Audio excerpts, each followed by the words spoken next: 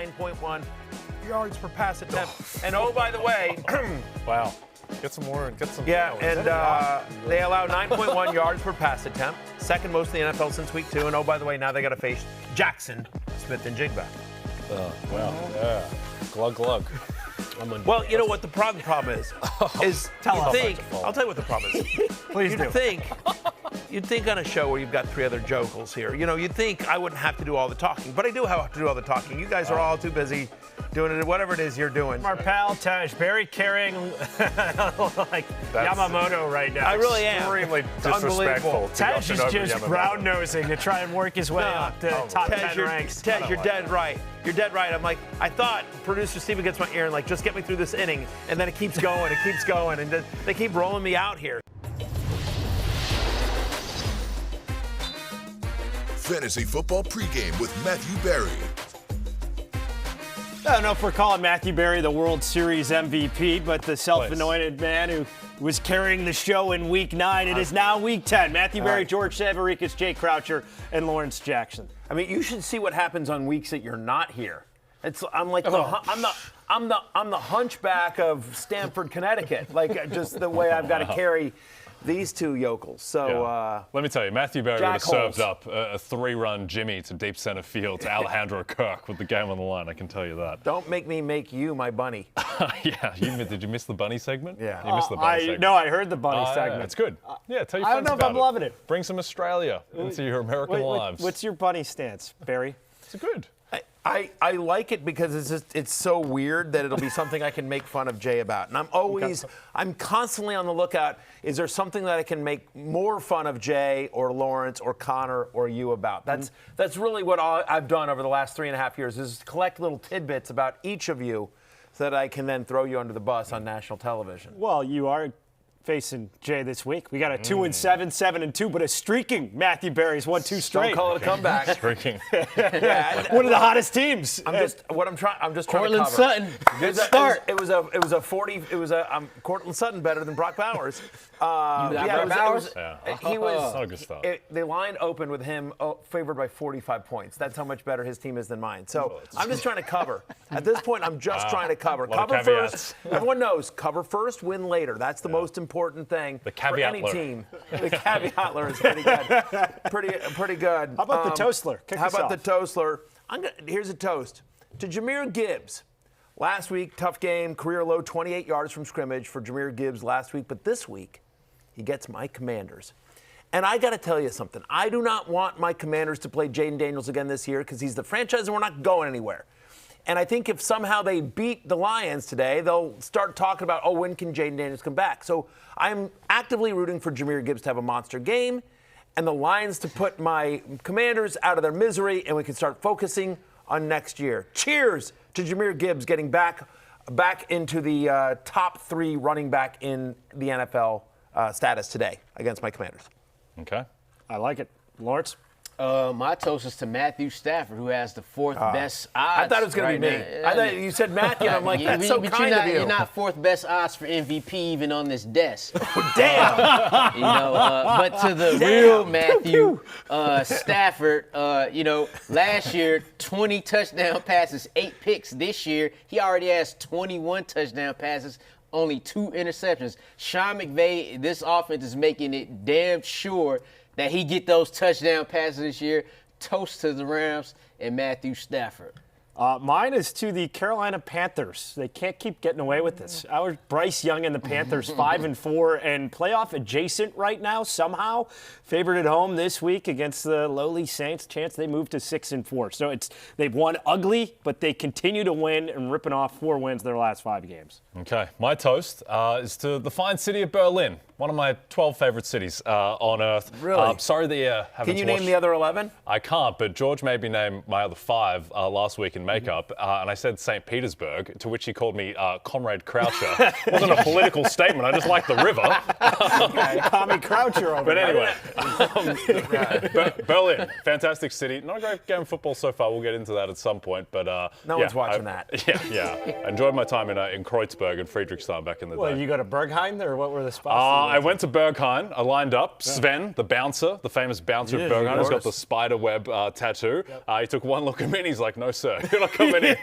And by the way, Sven, you're a big scary bouncer man. You're doing interviews in GQ. Because I looked up Sven as preparation for this, and you can't be doing GQ interviews if you're a scary bouncer with a spiderweb tattoo. Also got I'll say it to your face too, Sven. Flicked out of Berghain as well, so I feel your pain. We got a comment here from Jonathan Medici.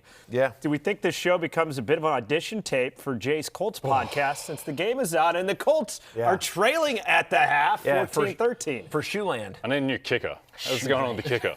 Missing extra points, missing 53-yarders. Outrageous. Well, that was a bad interception by Daniel Jones at the end of the first half. How about this from IR Regular? If you're wondering why Jay is staring off camera the whole time, he's looking at the tiny TV with the Colts game on. It's not that tiny facts. TV, but you're absolutely right. That's 100% what's happening. Jay's not even pretending. Yeah. If this goes south, it might be a three-man show pretty quickly. So I can't have the Colts losing to the Falcons. Well, if it goes south for you, then it goes north for me. Then it's a two-man show. Here's my question for you, Jay. Because I know you're a betting man. I'm a betting man. And you love your Colts. You have 3 young children at home. Sure.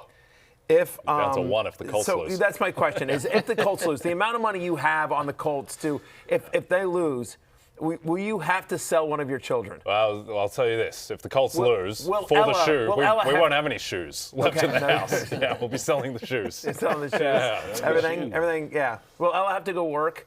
Like as a street urchin? She might have to. Yeah. The Colts need to win this football game. Then we don't have to worry about the family and everything else. Should we get a quick first half take? Tyler Algier vulturing a touchdown from Bijan. Drake London, good first half, 4 for 72 touchdown. Good call. The chat giving you some love, Jay. Alec Pierce. 4 for 84 and a touchdown at the half, and Jonathan Taylor 10 for 57 and a touchdown. Yeah, a lot of chat about Jonathan Taylor MVP. How about Alec Pierce, NFL MVP, best wide receiver in the sport? It's uneven half, missed field goal, missed extra point.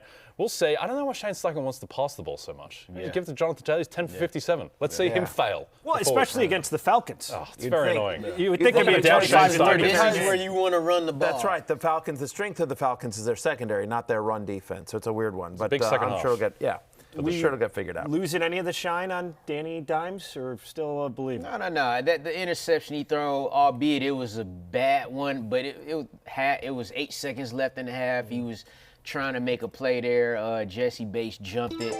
So, we'll see how the second half go. Is this your Colts muscle stepping in to protect Indiana Jones here? Danny Pennies is back. I effing knew he still had it in him. Let's say. Let's wait to cast judgment until the game is over. Danny Pennies is. Yeah. That's a good roast. Yeah, he had it in him last week too, but I don't think that's fully coming back though. I don't think that. Yeah, he's fine. He's an average quarterback in a great offense. That is factually correct. Yep. That's factually correct. Let's get to the notable players who are ruled out for week number 10. We got to start with your guy, Jaden Daniels. The pendulum swinging out this week, but they're talking like he might come back. Didn't put him on IR, Matthew. It's moronic, and he's not coming back. I am telling you. Commanders are losing today. They'll be 3-7, and then they're going to shut Jaden Daniels down for the year, like they should. The Commanders could win out the rest of the string. Keep in mind we have 2 games left. We have 2 games against Philadelphia still coming. But let's pretend. Let's pretend we run out the string. We're still not good enough to win a Super Bowl. Our defense is decimated by injuries. It's brutal. Terry McLaurin can't get on the field. Like, we can't run the ball. Okay. Like, it's awful. Come on, stop it. It's an insane statement to say if you run the slate, you can't win the Super Bowl. If you run the slate, you're probably pretty good. Right. Because if you it would just be get there. Lucky. I'm just saying. I'm just telling you. Shout out we're to not the going 07 anywhere. Giants. We're literally not going anywhere. you- It is what it is. We had a tough year, a lot of injuries. That man hurt. Just shut it down and let's start planning for next year. Let's get a good draft pick so we can fortify that He defense. said, "To hell with it." Yeah. All right. Let's see how today goes. We're 3-6. You're gonna be mad if they win. I am going to be mad if they win. Funny. Lawrence, are you going to be in the room with me later today? No. I'm going to be looking at you. I mean, LJ, what are we doing Just here? make sure the camera's just rolling. Yeah. If the Commanders beat the Lions today. Lions haven't been great lately. It's an interesting game. Lost 2 of the last 3. You win this, then all of a sudden, Marcus beat the Mariota. Dolphins. No, you're 4. Then you win this, you're 4-6. You're all the You way got back to 4 and 6. Then you got the Dolphins, which you probably win. Then you're 5-6. Then you bring him back. And then you got a shot. Exactly. You getting any RG3 2.0 feelings with Jaden? Not yet. No. Not yet. No. Not yet. More Stop the it. injuries than the talent. Stop it. Nah. Stop it. Why don't you figure out Caleb Williams before you start throwing shots? I have. We're at my 5-3. quarterbacks? I'm happy with Caleb. Not- Stays healthy and upright. You're the only one. All right. The only one. A lot of people who are Hey, that warming that to him. Bengals defense got George. He got him. Yeah, Exactly. He's catching touchdown passes. Oh, my God. Anyway, DeAndre Swift, he's likely going to play. Alvin Kamara, he's likely going to play, but who cares? Aaron Jones looks like he's going to go. Garrett Wilson looks like he's going to go. Ted McMillan, all these guys are going to go with the exception of Brock Purdy. Even if he's active or not, they've already said Mac Jones is going to be the starter here for these guys. Jack Reiger says, pick 2, DeAndre Swift, Parker Washington, or Rashid Shaheed. I think it is Swift and Washington. Yep. DeAndre Swift missed practice on Friday. He's had that groin injury that's been dealing with for a few weeks, but he's expected to play today. It's supposed to be pretty windy in Chicago. Really 30 to 35 mile an hour gusts. Exactly. So I think you see a lot of running. We'll talk about that Bears backfield quite a lot through the show, but I think both Swift and Monangai are interesting starts today. I get it with Shaheed and the Clint Kubiak offense, but I just still want to see it. Our guy Coffee Shop, start 2, half-point PPR, Alvin Kamara, QJ Tracy. Yeah, Alvin Kamara is terrible. I'm sorry. Like, I mean, Sorry, Alvin. I like Alvin. Alvin. We like Alvin, but I just the offense is bad. Their offensive line is beat up. Tyler Shuck has not shown any ability to move the offense here. The answer is Quentin Johnson and Tyrone Tracy. Yeah.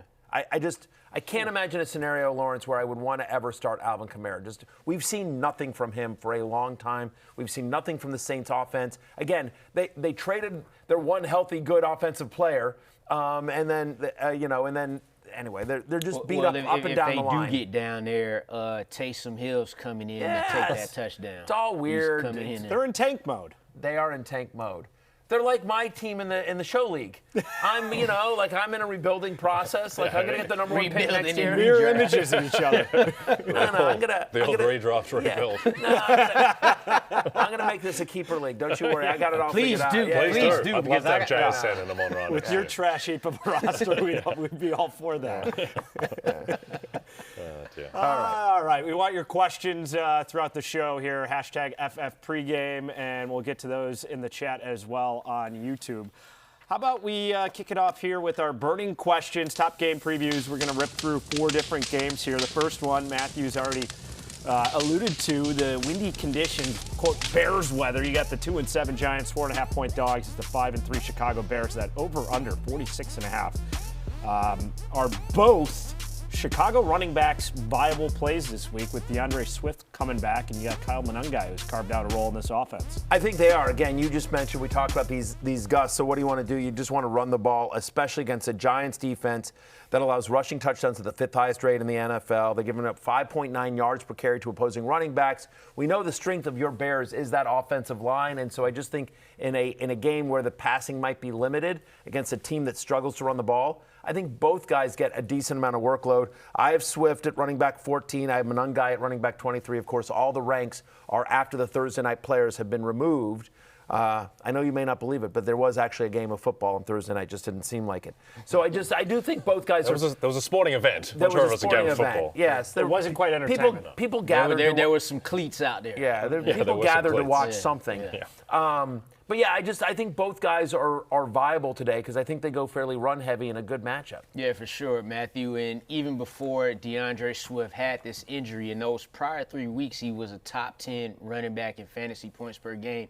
During that span, Monangai himself was averaging 9 touches a game, and he was running back 29. So that makes one guy RB2, and then that makes the other guy, which will be Monangai, that makes him a nice flex option. Curious what the touch allocation will be like between those two. Yeah, if it's definitely.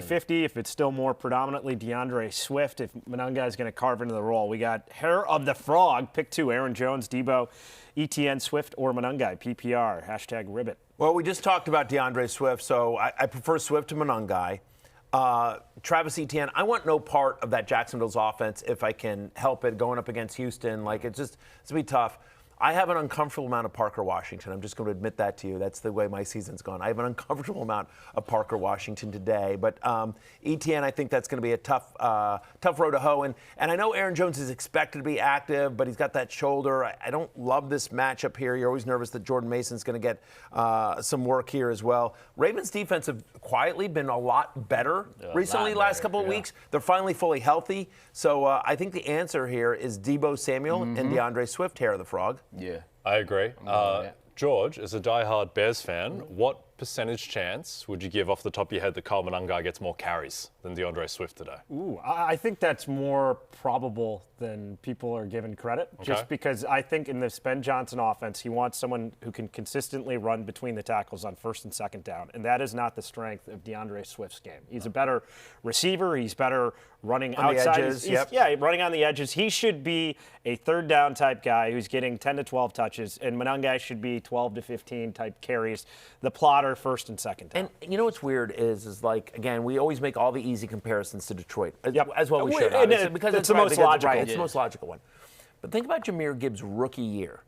At the beginning of the rookie year, everyone was just like, why is David Montgomery? Everyone had Jahmyr Gibbs, and we had a really good year that year because we're like, guys, it's going to be David Montgomery. Like, I know they drafted Jahmyr Gibbs very high, but like. And they had just signed David Montgomery. That's right. Yeah. So anyway, Dave Montgomery for the longest time was the guy, and like they did increase it a little bit, but it wasn't until Montgomery got hurt towards the end of that rookie year, and they're like, all right, Gibbs, go for it. And then Gibbs got a huge workload because they didn't have anyone else, and he exploded. And they're like, okay, you've proven you can handle a big workload. And from that point forward, it became more of a 50-50 split. And obviously in the second year, just Gibbs completely overtook Montgomery. But I think obviously because they're different players, but I do think Monangai having, and yes, it was Cincinnati, but like he had 177 yards, right? I mean, like, you know, and like he was awesome last week. And so I just think he proved he could handle that kind of workload.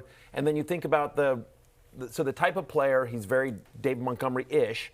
And then also this matchup, the fact that Swift is dealing with a groin, I could easily see that happening and it being more of a 50-50 split than we think. But I'm starting Monangai in a ton of leagues, including against Jay.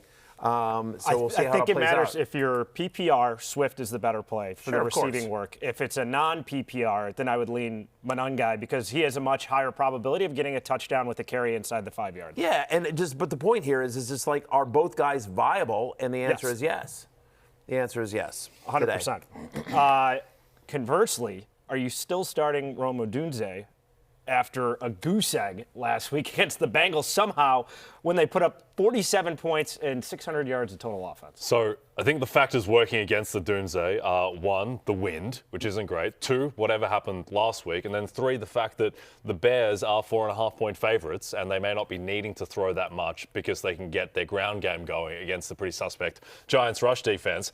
On the other hand, it's still Rome Odunze, and he's still the number one pass game weapon. So I think you kind of have to just grit your teeth and start him because like it wouldn't be shocking if Rome Odunze goes, 7 for 87 and a touchdown. Like that wouldn't really surprise anyone. I still think you have to regress to the talent, regress to the fact that he is still a starting wide receiver and the number one guy. Let's get to a question, and we got a comment here from our pal Aloha Bricks. We all know George lives in the nice side of Chicago. He's a Wrigleyville player. Accurate. Are you lived in River North? Are you from Chicago or like the outskirts? Grew up in the burbs, but still have a place in Chicago. Yeah. So have lived off and on in Chicago the last. So you 7 wasn't years. with Derrick Rose and Anthony Davis and Lil Durk and I wasn't you down the wasn't block. with them. No. You weren't on the block. I was like that. I was adjacent.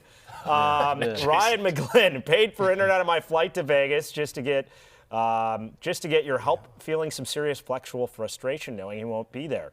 Full PPR, DJ Moore or Kyle Monangai, or even Matthews guy, Parker Washington. I like that he's Matthews guy. He was such a good name to Parker Washington.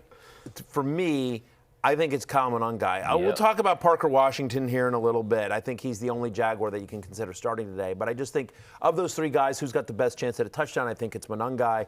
We just talked about the wind. I do think Rome Odunze, by the way. Look, prior to last week, he'd never had a game with a lower than 22% target share. I do think because of last week, they're going to want to get Odunze going. And yes, you've got the wind gusts, but they can do short stuff with Odunze. They can try to just get the ball, be creative and try to get the ball in his hands as well. So, and Odunze obviously has such big playability. I don't fully trust DJ Moore. I know he had the big game last week, but it's also hasn't been fluky. consistent. Yeah. Hasn't been. It's fluky and just like he's throwing a touchdown. It will be Rome Odunze for me. And quiet is kept. Actually, it ain't that quiet is kept. For the Giants defense, the weaker part of their defense is the back end. They're one of 4 teams that have led up over 1,500 receiving yards to receivers. So Rome Odunze should get back on track at least a little bit. But anyway, so I have Odunze at wide receiver 17, but just to answer the question, I think Monungai, the guy's on a plane, by the way. Shout out to you. Respect. Respect. And Ryan McGlynn. Yes, Ryan McGlynn. We appreciate that. Indeed. By the way, I just want you to know that when they say that when they've got the seatbelt sign on, it's kind of a suggestion. Don't be beholden by rules. You get up, you run it up and down that aisle. You do what you want. Be bold. Quick note I want from you, Jay, as we're Yes. about to go to the next game. Sure. For a recreational bettor, they usually think snow's such a big factor. Yeah. How does wind factor when you're looking at a game total? Yeah, so wind is the biggest impact by far on the passing game, even more so than rain, than even snow.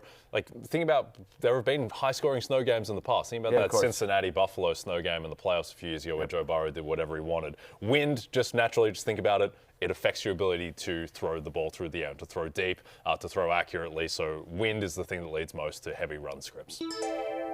Got one here from Ryan Oswald. Barry about to get an FAA fine. No, listen, Ryan. No flight list. No, listen, Ryan, if a flight attendant questions where you got this advice, you just say, listen, my name is Jay Croucher.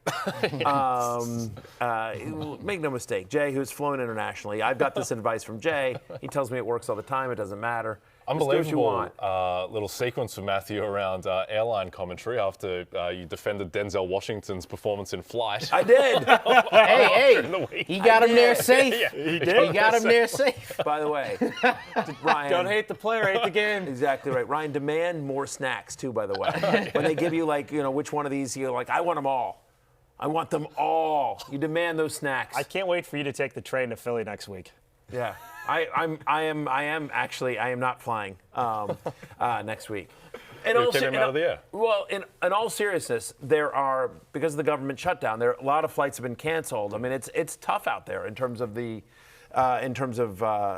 flying and traveling, and so they do not want me to risk being on a flight that's canceled. Yeah. So I'm going on the ground. I actually have a friend who's a flight attendant, ironically from Berlin, Ina, and she told me that she keeps her phone off airplane mode all the time. So Yeah, of course. you don't actually have to do that. Wait, Yeah. people do that? Yeah. People actually are. Yeah. I think we got that covered. Next game is a good matchup. 7-2 Patriots. Ryan, I dare you to turn to whoever's next to you and just say, hey, want to join the Mile High Club? Whoever it is. That'll go well. The Pats 2.5-point dogs against the 6-2 Bucks. Bucks favored by 2.5 over under 48.5. Are you lowering expectations for both running backs in this game given the matchup? A little bit. You know what I mean? So it depends on. It's weird because at 48.5, you sort of think that's a fairly high score. They're expecting, and I could see it. Drake May's got an opportunity to be the number 1 quarterback in fantasy this week, right? I mean, just a pass funnel defense against the Buccaneers.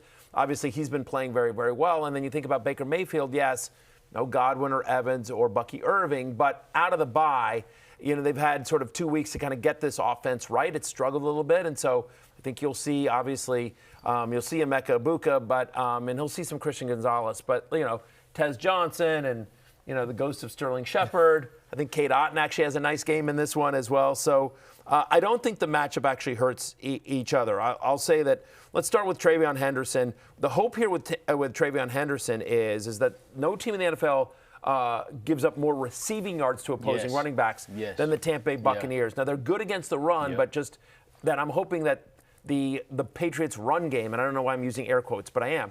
I hope the Patriots' run game is just sort of like dump-offs to Travion Henderson in space. Yeah. And when you flip it over, Matthew, those Bucks running backs, Rachaad White and them going against this Patriots defense, funny enough, they allow the second fewest points in fantasy to running backs, but they've allowed the most receptions to running backs. So that scenario pointing up for the Bucs backfield as well. Travion Henderson's my running back 17. Terrell Jennings running back 34. He did have 12 touches, but he's really not that good. Like Terrell Jennings is going to have to fall into the end zone for him to be any value. So like I'm as a running back 4 this week, but I do think Henderson is a legit RB2. I don't know if anyone caught that on air. Did you see that, Jay? But Jay just literally died inside because the Daniel Jones. Oh no, I thought that was the replay of the fumble 2 plays before. He's fumbled 3 times. Daniel Jones is doing Daniel Jones things. Yep. Let's give the ball to Jonathan He's Taylor. back. And that's what he did the first play of the drive. It worked, didn't it? We need to keep Daniel Jones out of Germany. He cannot visit Germany after what he did last year against the Panthers in Munich. Yeah, he's very Sam Ellinger right now. I don't like that. We got a question up, and we had a good chirp from high in the country. Barry should be more scared about the FCC than the FAA, which I got to tell you, that. Listen, if there's 3 letters in the agency, like the CIA, the FBI, you name it, I'm on. Pick a watch list. Pick a watch list. I'm on it. So yeah, make no mistake. The Bid Podcast. Hashtag FF Pregame. What up, bros? I need help. I flopped with Bowers and Sutton already. Need a running back and a flex. R. White, Manungai, Travion Henderson, T-Mac, or Gadsden. So he needs a running back in a flex. I think the running back is Rachaad White. Yep. I'm his running back. I'm at running back 13. Right. He's had 4 starts this season. He's averaging over 14 fantasy points per game. Basically a running back 17 in that stretch. Now, listen, did Sean Tucker play a little bit more before the break than we would have been happy with? Season high, 38% of the team's running back touches in Week 8. I do think Sean Tucker, who I think is really talented, the pride of Syracuse, I think he will continue to eat into it, but into his workload a little bit. But I do think Rachaad White is still, is still a top 15 play today. So Rachaad White would be my choice. Then can we see what are the? Sorry, there was. It was Manungai, Tedero, and McMillan. Aronde Gadsden. And Aronde Gadsden. I might lean Manungai. I think it's Travion Henderson. Again, we like Manungai. I think he's got a good shot at a touch. Carolina, like T-Mac, he's got the hammy injury, and he's going to play. They may not throw the ball. But they threw for 100 yards last week and won. They don't got to throw it, Uncle Rico. Nope. No, and against the Saints, they're going to have no issues. Like it's going to be all Rico Dowdle. So none. I've lowered expectations for both of Tedero them McMillan. They just don't throw. And Gadsden, we love Gadsden, but there's 4 guys that are catching passes from Justin Herbert. So, it's like spin the wheel roulette. Who's going to have the big week? To be fair, some weeks it's come up Gadsden 4 weeks in a row. It has. He's no question. extremely consistent. We got a lot of people in the chat asking for a close-up of Jay's sad face. Yeah, after you want that. that. I thought they were going to run Daniel that back Jones. for a touchdown. Looked like No, it. they didn't. We got an upset brewing in Berlin. The next game, the Jags taking on the Texans. The lowest implied game total of the week, 37.5. Yeah. How are you ranking the Jags wide receiver core with BTJ out, Jacoby Myers making his debut? Yeah, I mean, look, Jacoby Myers is not going to play a full complement of snaps. He just got there. He's talked about the fact that, Liam Cohen's offense is very different than what he's played in before, so it's going to take a little while. Diami Brown will be on the outside, as will Myers. Like, Liam Cohen said that basically Parker Washington's going to play the slot, which means he's not going to have to play. He's not going to face Stingley or Lassiter. So I think he's got, quote, the best matchup, right? 27% target share last week. He was 6th among all wide receivers in utilization score, had a 90% route participation. So, again, when you think about that Texans secondary, which is really strong, if there is an area to attack, I think it is the middle of the field. So Parker Washington, who, has the most connection with Trevor Lawrence of the guys there. Parker Washington's been on the team for a few years now. Look, I'm at wide receiver 35. Let's not get crazy. But because it's kind of a desperate week for me, I have an uncomfortable amount of Parker Washington. From Gabe Reyes, Parker Washington, Pop Douglas, or Zay Flowers for flex, who has more of a chance to get a touchdown? I think it's Zay Flowers. Flowers? First off, give me the guy that's got Lamar Jackson throwing him passes. I think Zay Flowers has quietly been pretty good here. I like the game script as well against Minnesota. Vikings blitz a ton, and Lamar is actually great against the blitz. So Zay Flowers, it's Zay Flowers, and I don't think it's all that close, actually, of those guys for me. Yeah. Actually, Sauce Gardner catches like the four of us. He has no ball skills. Where he just dropped the pick six. It's very strange. You know, in the NBA, Matthew, how they have like heliocentric offenses, like an offense like the Lakers, it all revolves around Luka. He has the ball. We're about to see a heliocentric offense based around Parker Washington in Jacksonville, because he's the only guy in that passing game that I feel good about at all today. Our final game, and the Lions, big favorites against the Commanders. They're favored by 8.5. 49.5 is the game total. So, Matthew, you're wearing it right now for your 3-6 Commanders. Do you feel comfortable starting anyone on Washington this week? Probably Deebo Samuel. Look, he's had only one game this year with a below 20% target share. No Terry McLaurin in this game. I do think they'll be down. They're almost 10-point underdogs at home, by the way. So I just think they'll have to throw, and they just don't have a lot on offense. And so Deebo Samuel is one of the few weapons that they do have. So I think it'll probably be some junk time. Line's 8.5. It was 9.5 at one point. Over-under's 49.5. So, I mean, we expect the Lions to score some points. Mario is going to have to throw. Deebo is the one guy that I would be comfortable starting, at least on the Commanders side of the ball.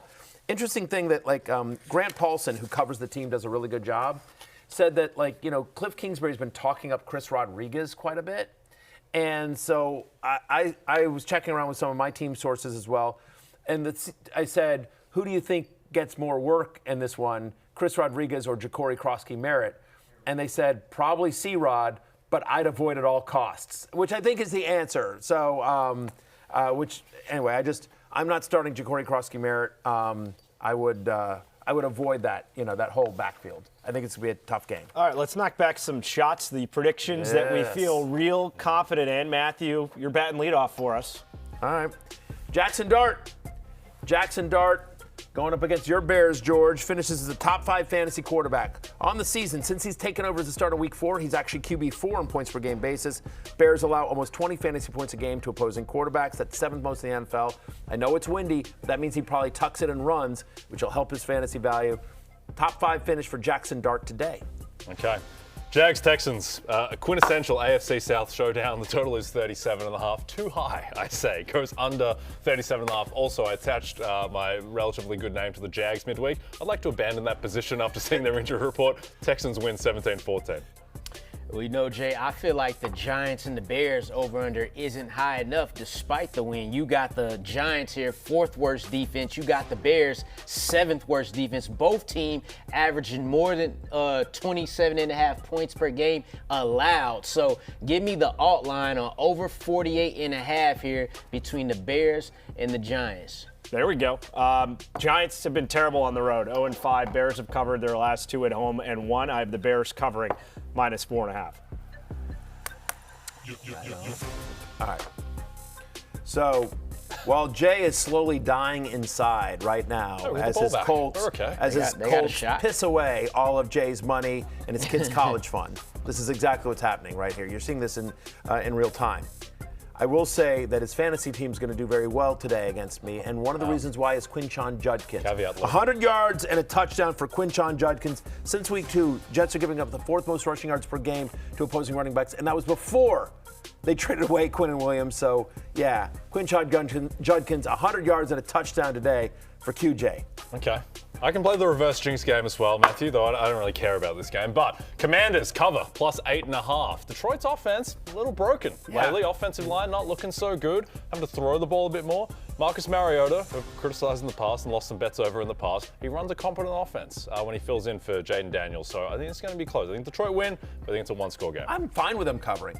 I just need them to lose. I don't care. Hail Commanders, hail cover. Yeah. Cover first, win later. But we got to play for next year. We're playing for next year. It's not our year. Right on. At some point, you got to just know when it. Just understand where you are in life.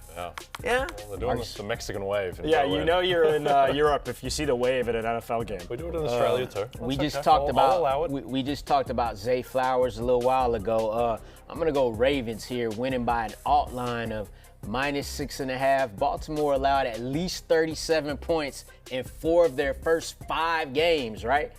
They've allowed a total of 39 points in their last 3.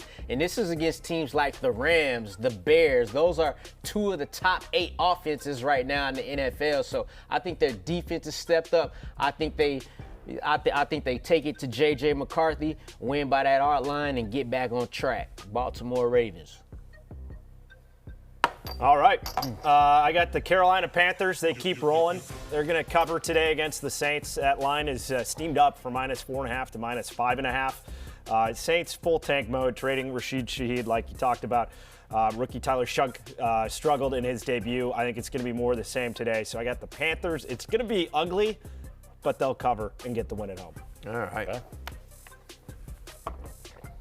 Tonight on Sunday Night Football, right here on NBC Sports and Peacock, I'm a company man. Ladd McConkey will finish as a top 12 fantasy wide receiver. Steelers have allowed the most receptions. They've allowed the most receiving yards. And oh, by the way, most fantasy points to opposing wide receivers this season. He's McConkulous, and he finishes as a top 12 guy today, Ladd McConkey. He is spectacular. Another game that might be spectacular and people aren't expecting it. Jets-Browns. Yes. Goes over 37.5. I think the Browns, to your point, Matthew, they'll be able to run the ball on the Jets. I think the Jets might be able to throw the ball a little bit on the Browns. Healthier wide receiver, Garrett Wilson back. Browns play a ton of man coverage. That's what Jim Schwartz does. Justin Fields actually been pretty good against man coverage. Zone confuses him. He doesn't like zone, but he's pretty good against man. There you go. Matthew. Yeah. Justin Herbert must gonna have a pretty good night on Sunday Night Football, because I got a Rondé Gatson at least 62 receiving yards, and he finishes as a top 3 tight end in fantasy this week. Why am I going with that? Because he's done it in 4 straight games, at least 5 catches, at least 68 yards, and going up against a Steelers defense that has allowed double-digit fantasy points in 3 of their last 4 games. So give me a Rondé Gatson having a nice day against these Pittsburgh Steelers. The OG Trevor Lawrence becomes the Pickler. I have Trevor Lawrence throwing a pick. Piccolo. Against the Texans. I mean, they have such a banged-up wide receiver core. You're going up against a good defense. He's going to throw at least 1 interception. Sorry to our producer, Steven, who's a diehard Jaguars fan. I think it's going to be an ugly day for Trevor Lawrence. Jags-Texans is going to be so ugly today, you'll wonder why wasn't it on Thursday Night Football. Yeah. 100%. We got Trevor Lawrence in the house. The Jaguars arriving in Houston. Countdown to kickoff, as that is one of the early games. And we got our countdown to inactives. By the way, shout out to the CBS 47 social team trying to be like, look, you've got Trevor Lawrence walking. They're trying to drum up excitement for this hell of a game. That's a tease. Like, shout out.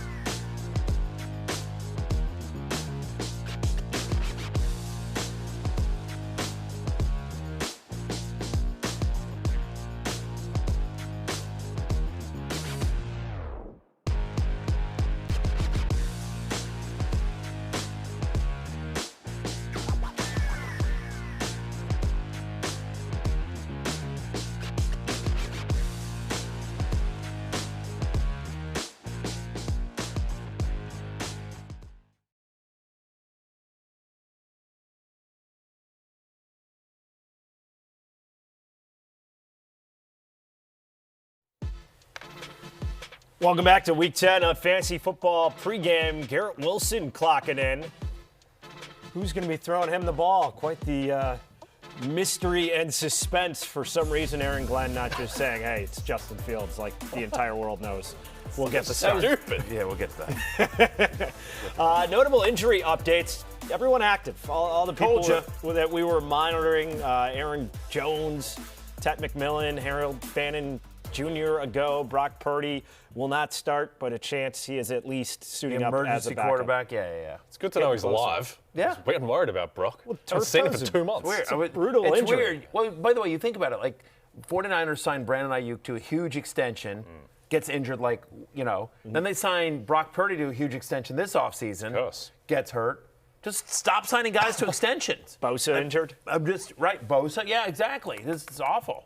That would be GM Barry. Just don't sign any extensions You for the guys health of get the team. cheap with Christian McCaffrey. Do not do that. I think the Niners are in trouble today.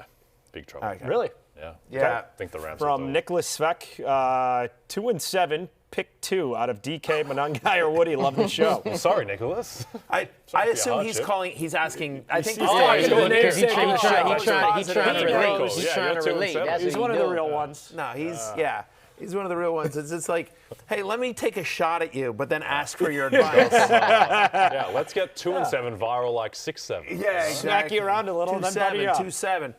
Listen, Woody Marks is who you're benching here. Again, we've talked about a super low total game here. Nick Chubb continues to touch the ball more than I think we want, which keeps Woody Marks in the flex. We've talked about, I think Monangai and DK Metcalf both have better chances of scoring a touchdown than Woody Johnson. Jaguars quietly kind of have a decent defense. It's not bad, especially that defensive line. It's not a great defense, but it's not like, I don't know. When in doubt, I would try to avoid the Texans Jaguars game, right? You think 17-14? Yeah, 17-14 Texans. Yeah, exactly. Yeah. So that's what That's I'm probably doing. going to have a weird, like, block punt or just some It'll be a odd scores. scoregami. Yeah. Yeah, exactly. From Cobran, Tet, Monangai, or Vidal, PPR. I think it's Kamani Vidal here. At least he's the starting running back. Again, we've talked about it. We don't want Tedero McMillan in that run-heavy Carolina Panthers offense. Monangai, we like Monangai, but Swift is going to be there. Kamani Vidal is the lead running back of the Chargers. They're at home against the Steelers. Steelers' defense has been up and down. So Kamani Vidal would be my choice there. To our top running back waiver ads, these are the players that were available in over 50% of leagues. How are you reading the Giants' backfield with Motor Singletary? Yeah, I mean, look, he played more snaps and had more touches than Tyrone Tracy last week. 55% of the snaps. Playing against Chicago, we've talked about that win. We think they go run heavy on the road. How about Amari DiMarcardo, who I would have cut immediately when he. What? That's what I would have done. Exactly. Wow. It's No funny extensions and it's cuts. funny because how 1 week that was happening to him, he was letting go of the ball in the end zone. 2 weeks later, running all over the Dallas He's a Cowboys. workhorse running back. That's the beauty of football. They hate you, they love you. It's worth noting the Seahawks give up the third most receiving yards to opposing running backs. Figure game script is negative here against Seattle on the road at the Seahawks. So DiMarcado could be an interesting desperation play. And Sean Tucker, who we've just talked about, like, again, 38% of the Buccaneers running back touches last week. I know personally, as does Lawrence, because he was there for the conversation. We talked with a high up team executive of the Buccaneers. They love Sean Tucker in Tampa Bay. And so the fact that they're ramping up his workload here out of the bye, trying to look for different answers on that offense, I could see Sean Tucker having more of a role today against the Patriots. What's the sweat level now for your Colts? I don't love it. The Falcons certainly deserve to be favored. Daniel Jones is not having. I know JT didn't get the fourth down there, but that was not a great toss from Daniel Jones. It's not good. Again, can't let him leave the country. Particularly not to Germany. He's cursed. Who's their backup? Anthony Richardson's hurt. Riley Leonard. Riley Leonard. There Daniel we go. Jones has to remain the starter, to be clear. He stays to We play ain't better. gonna get that crazy. Yeah. Ryan Oswald, desperation is a stinky cologne. Very true. Half-point PPR, need upside. Pick one, Sean Tucker, Bam Bam, or T. Jennings. Say what you want about Ryan Oswald. He is getting the most out of that, $12 internet, that he. No, that's Ryan McGlynn. There's multiple It's different. Oh, it's a different Ryan? Sorry, Yeah, Ryan Ryan's mixed Oswald. up. All right, you're just watching at home. Whatever. But I will still give you the correct answer here, which is Bam Bam. It's Bam night in this game. Again, he's going to be the lead running back. It's going to be him and DiMarcado, but at least. Do we know that for sure? DiMarcado got more carries than He Bam. did. 14 for 79, and Bam Bam did not look good. No, I and don't it's think a we tough. can add the second Bam until he breaks one. It's a tough matchup Single on the road Bam. at Seattle as well. Very but tough. just, Yeah, we need to stay at Bam. Yeah, he's but just I one mean, Bam. like Sean. I don't know. I have Bam. I think the answer is who else is on the waiver wire. I know. Well, no, but they use Bam Knight when they get close. They do use Bam Knight when they go get Bam. close. So I don't think he's- they're going to get close. Point counterpoint. That's fair. I don't really have a great comeback for that because I think you're probably right. Just like, hey, charge but- it to the game. Seahawks come back. Seattle's Yeah. a tough place to play. Anyway. Top wide receiver waiver ads, and we are Parker Washington compliant with every segment of the show because here he is again. How about some of the other names? Yeah, again, we've already talked about Parker Washington quite a bit, but Darius Slayton was a top 15 wide receiver in terms of utilization score. Again, it's kind of windy there, but they're going to have to find something. I kind of like Christian Watson on Monday night. Like, they'll take some deep shots. Philadelphia can be beat deep. A lot of the Packers, no Tucker Kraft. Like, a lot of them are kind of beat up right now, and so I could see Christian Watson getting deep for one. And how about Tez Johnson out of the bye? Again, Emeka Egbuka will be covered by Christian Gonzalez, so you can see Tez Johnson, who since week 5 is averaging double-digit fantasy points. You can see Tez Johnson potentially get deep for one.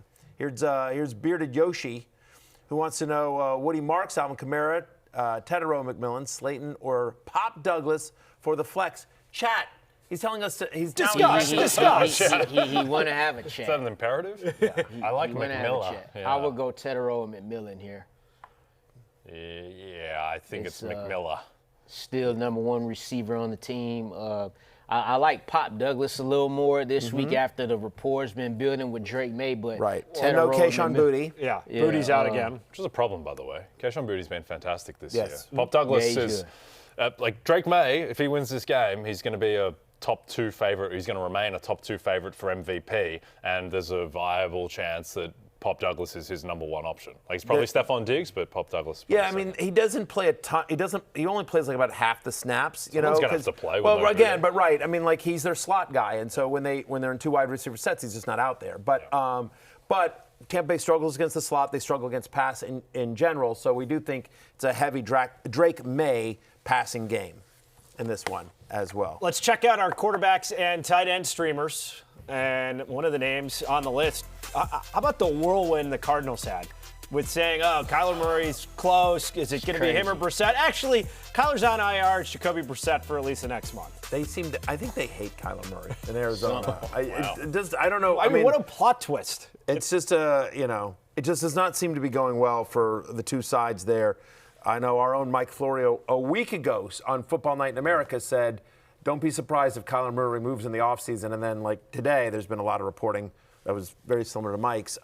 Is it a plot twist, though, George, or is it just like the kind of logical next page in the book? I feel like this Kyler thing is just clearly hasn't happened. He was so underwhelming when he was healthy this year. So, I don't know. I feel like fantasy-wise, I feel like there's no change whatsoever, and if anything, you feel better about Jacoby Brissett. You do. You get a lift. Listen, they're on the road at Seattle. I think that's going to be a much different environment for Jacoby Brissett. I don't know that I have high expectations on the road at Seattle. Oh, he's in trouble. It's not going to be a good game for the Cardinals, I would think. Yes.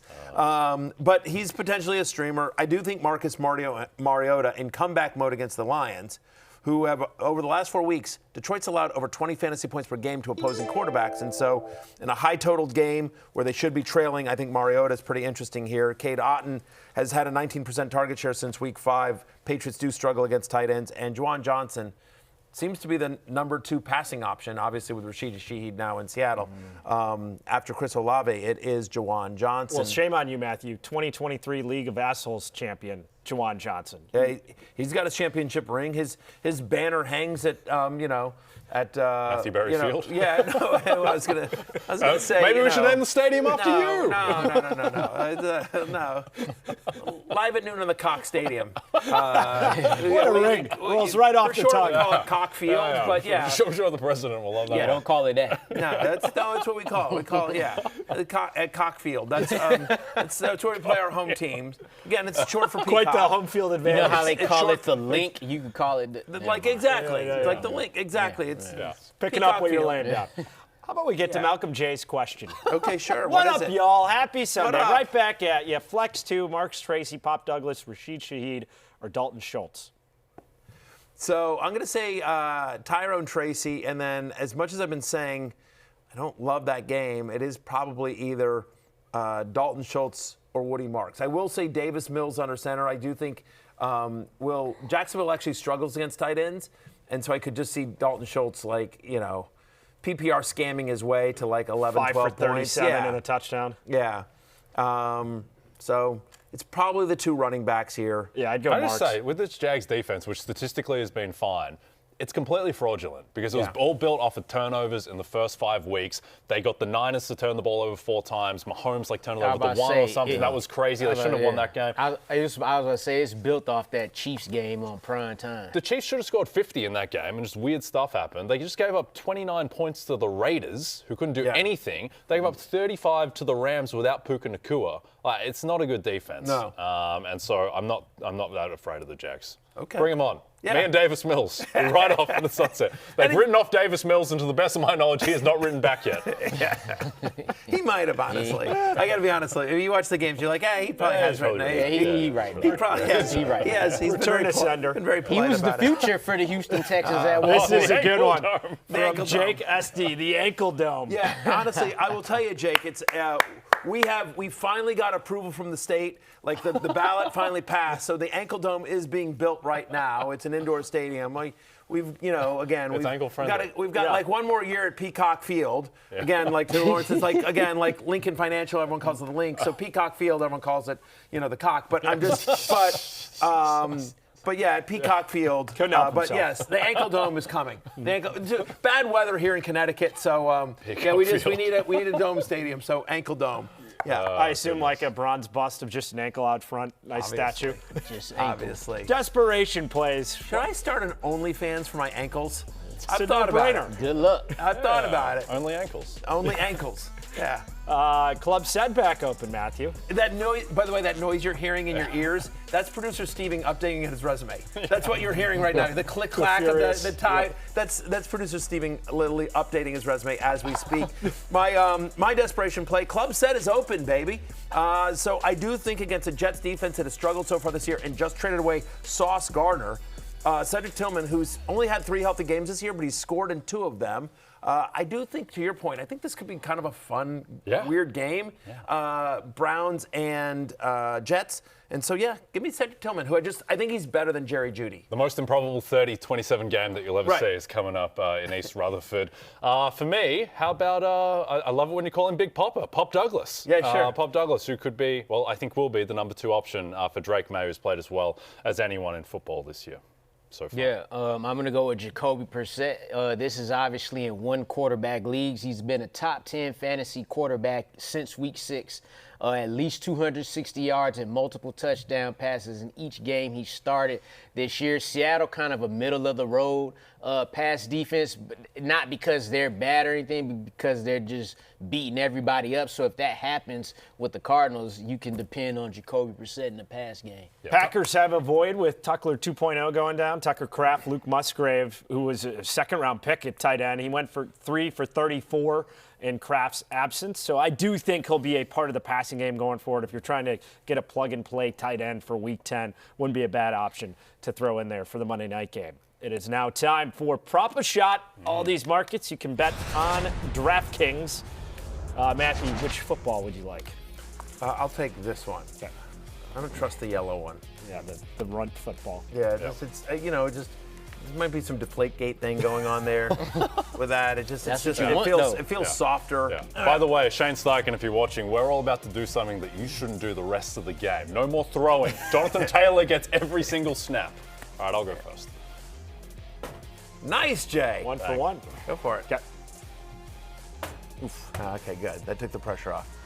Oh, good God, Lawrence. You just killed him. Oh, jeez. Who went down? Who went down? Lawrence, you just killed somebody. I hope that don't come out my check. Mahomes. Mahomes is dead. God. That ain't. Wow. Well, Mahomes is on a bye. Really? Mahomes on IR. This is in my the God. grave now. You killed Patrick Mahomes, Why'd you kill Lawrence. Patrick Mahomes? Like, why would you do that? Why do you get a second turn? Oh, it's actually bring that right here. I'm killing time. I'm killing time till George gets down here with Patrick Mahomes. Goodness. Look at that.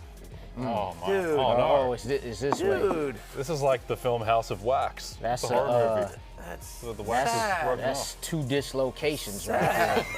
That's to be fair, that's what happened to him in the Super Bowl the first time he was in the Eagles. And he came back and he won. Then he still. Lawrence is Josh Sweat. Then he still won the game. There you go. All right, no one sneezed. That's ankle tape right there. That may fall backwards towards you, Jay. Yeah. Let's go to you, So Jay. I will say this, Lawrence. What will you I was say just going then? to confirm this. This is not going to come out of your paycheck, but it's only because I just learned we pay you. I did not. Hey. I always thought you were an intern. I thought this was some sort of internship. Just 3 years, 4 years, Yeah. 3 years. That shows how low our standards are. That you thought an intern was getting FaceTime for 3 years. Maybe it was some sort of Make-A-Wish thing. I don't know. Newsflash, Lawrence buddy. always just showed up. I don't know. All right, let's get back on the rails. Jay, Baker Mayfield passing yards over under 243.5. They're going to go over Patriots, a bit of a pass funnel defense. I don't think the Bucs will be able to run the ball. Bucs pass game has not been good the past 2 weeks before the bye. I think Baker's healthier off the bye. They'll figure more stuff out with more time to plan without Mike Evans. Uncle Rico, Lawrence, rushing and receiving yards, 113.5. Yo, it's crazy. This number was 70 a week ago, but he's went over this number, 113, in each game he started this season. Why? Because he's getting 29 touches a game in those starts. I'm going over until he proves me otherwise. All right, we keep saying this is going to be a big slop fest. Jags and Texans. Trevor Lawrence completions over under 19.5. Yeah, give me the under. The last 5 quarterbacks to face the Texans have all been under this number. You're telling me the Traveler with no wide receivers? Who's gonna? No, stop it. Give me under 19.5 completions for the Traveler, Trevor Lawrence. James Cook rushing yards, 86.5. Yeah, I think this guy should just be set in the 90s going forward when he's got a favorable matchup. Like James Cook leads the NFL in rushing yards per game, and I don't think you'll see much resistance with the Dolphins front. You know who's in the 90s, but barely. JSN, 99.5, Lawrence. Bro, this went up 3 yards. Oh my God, he's averaging 123 yards. No, he has at least 123 receiving yards in 4 straight games. So yeah, I'm gonna take the over on JSN. All right, our next one, Kyle Monangai, rushing yards, 48.5. I'm taking the over here. Giants allow 121 rushing yards per game to opposing running backs. That's second most in the NFL. So Monangai, who, again, we've talked about the Gus. We've talked about the fact that Swift has the groin injury. Give me the over on 48.5 rushing yards for Kyle Monangai. Garrett Wilson receiving yards, that number's at 55.5. Going to go over, mentioned before that the Browns play a ton of man coverage. That is what Justin Fields is much better at. Garrett Wilson is excellent at separating against man coverage. Ipso facto, over 55.5. I like it. Lamar Jackson passing and rushing yards, 268.5, Lawrence. I'm going to go under. Wow. He's going to run for 32. He's going to throw for 223. I hope that's under 268. Yeah, I'm going to go under. I think he'll be efficient, but I think the Vikings will make a move around a little bit, just enough he'll have a good game, but not big yards like that. Puka Nacua. Wow, this is pretty high. Receptions, 7.5. It's a high number, and yet I'm going over. Every single game this year, literally every single game this year, Puka Nacua has played at least 68% of the snaps, which we expect to happen today, obviously. He's had at least 8 receptions. He's hit this, again, when he's out there and he's healthy, he hits this number. I'm going over on Puka Nacua. No more run plays for Puka. No, stop it. Begging you, Sean. Yes. No more. Keep the man healthy. Justin Herbert, passing and rushing yards, 289.5. I don't like going 4 overs, but I'm going to do it. And the reason why is that I think his rushing is going to be a huge part of this one, because the Steelers' defensive line quietly has really turned it around, generating a ton of pressure. I think Herbert, with no Joe Alt, he's going to be running for his life. I wouldn't be surprised if he rips off another 50-yard rushing game, which, by the way, it's what he does lately. Yeah. And I think he'll complement that through the air and go over here. Been some volatility recently, Lawrence, with Kamani Vidal, rushing yards, 49.5. It's his number. And that's exactly why I'm going to go under. Jared Patterson is way more involved. He had 11 carries last game, but Pittsburgh, 3 of their last 4, they've held Jonathan Taylor to 45, Josh Jacobs to 33, and Quinshon Judkins to 36. So Kamani Vidal, yeah, I'm going under there.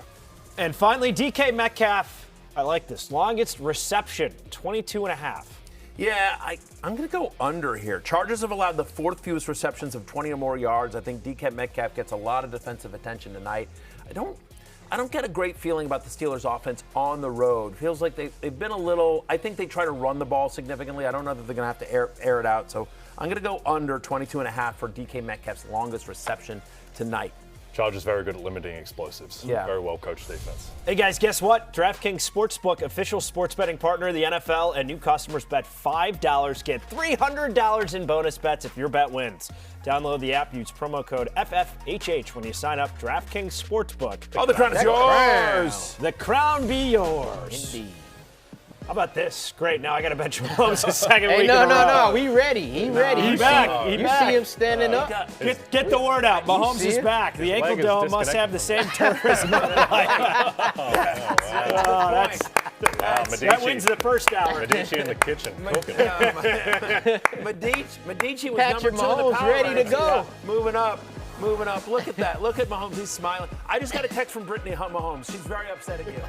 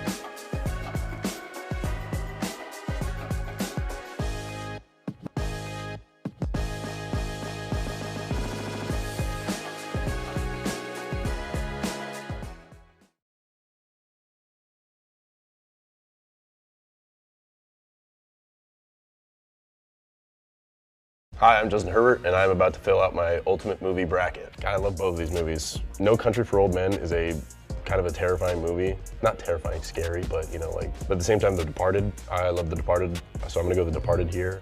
I feel like you did a pretty good job spacing these out because it's like now we've got comedy versus action, comedy versus action. I'm gonna go Talladega Nights here. I remember the first time I saw it, great movie. I think I've made it well known that Interstellar is my favorite movie, so if I turned back on that now, I would be a liar, and that's not what I'm about.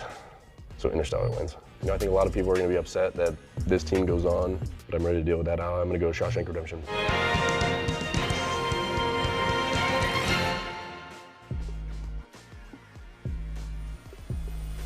Shawshank Redemption.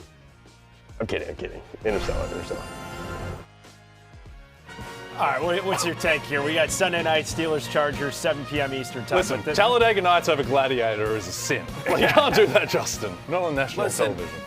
Thought that was his best choice. He's got a cannon for an arm. He's unbelievably fast. He's got a lovely girlfriend. He's very handsome. He's very handsome. Great hair. He's got I know, I'm insanely jealous of his hair, but yeah, movie taste is not one of his strengths. He has many others. He has must many be a fun. others. He must be a fun, silly guy. Just Lawrence, what do you think? This is my pitch. I'm going to pitch this to NBC. It's a movie review show with Justin Herbert and Jay Croucher. America's going to hate watch. America's going to hate watch. The new Siskel and Ebert. Yeah. Yeah, you joke. People would watch that. I know. Yeah. They may not know who I am, but they will watch it. They will hate watch the hell out of that. Oh my God! If there's ever been two people with worse movie takes than those two in America, and so I'm. By the way, George Savaricas on the bus to Dallas, kind of the minibus we took to Dallas at the stadium. He was the first person ever not to scoff at me when I told him my favorite movie was Magnolia. He was like, "Yeah, reasonable call." First person. I wouldn't say favorite. I liked Magnolia. Yeah, exactly. Yeah. That's why George. Aloha Bricks back at it. Herbert will pick Bug's Life over the Gladiator. Oh, that's good. He absolutely will. He absolutely will. That's a great call. Magnolia. What about Toy Story? I watch. Honestly, Toy Story is Toy a great actually movie. a great Phenomenal film. movie. Of course, but Bug's would Life he is pick that over Gladiator? We have to get back to football, so I'm just going to say here's a said we did 20 minutes on Bug's Life. Yeah, we're just doing movies the second hour.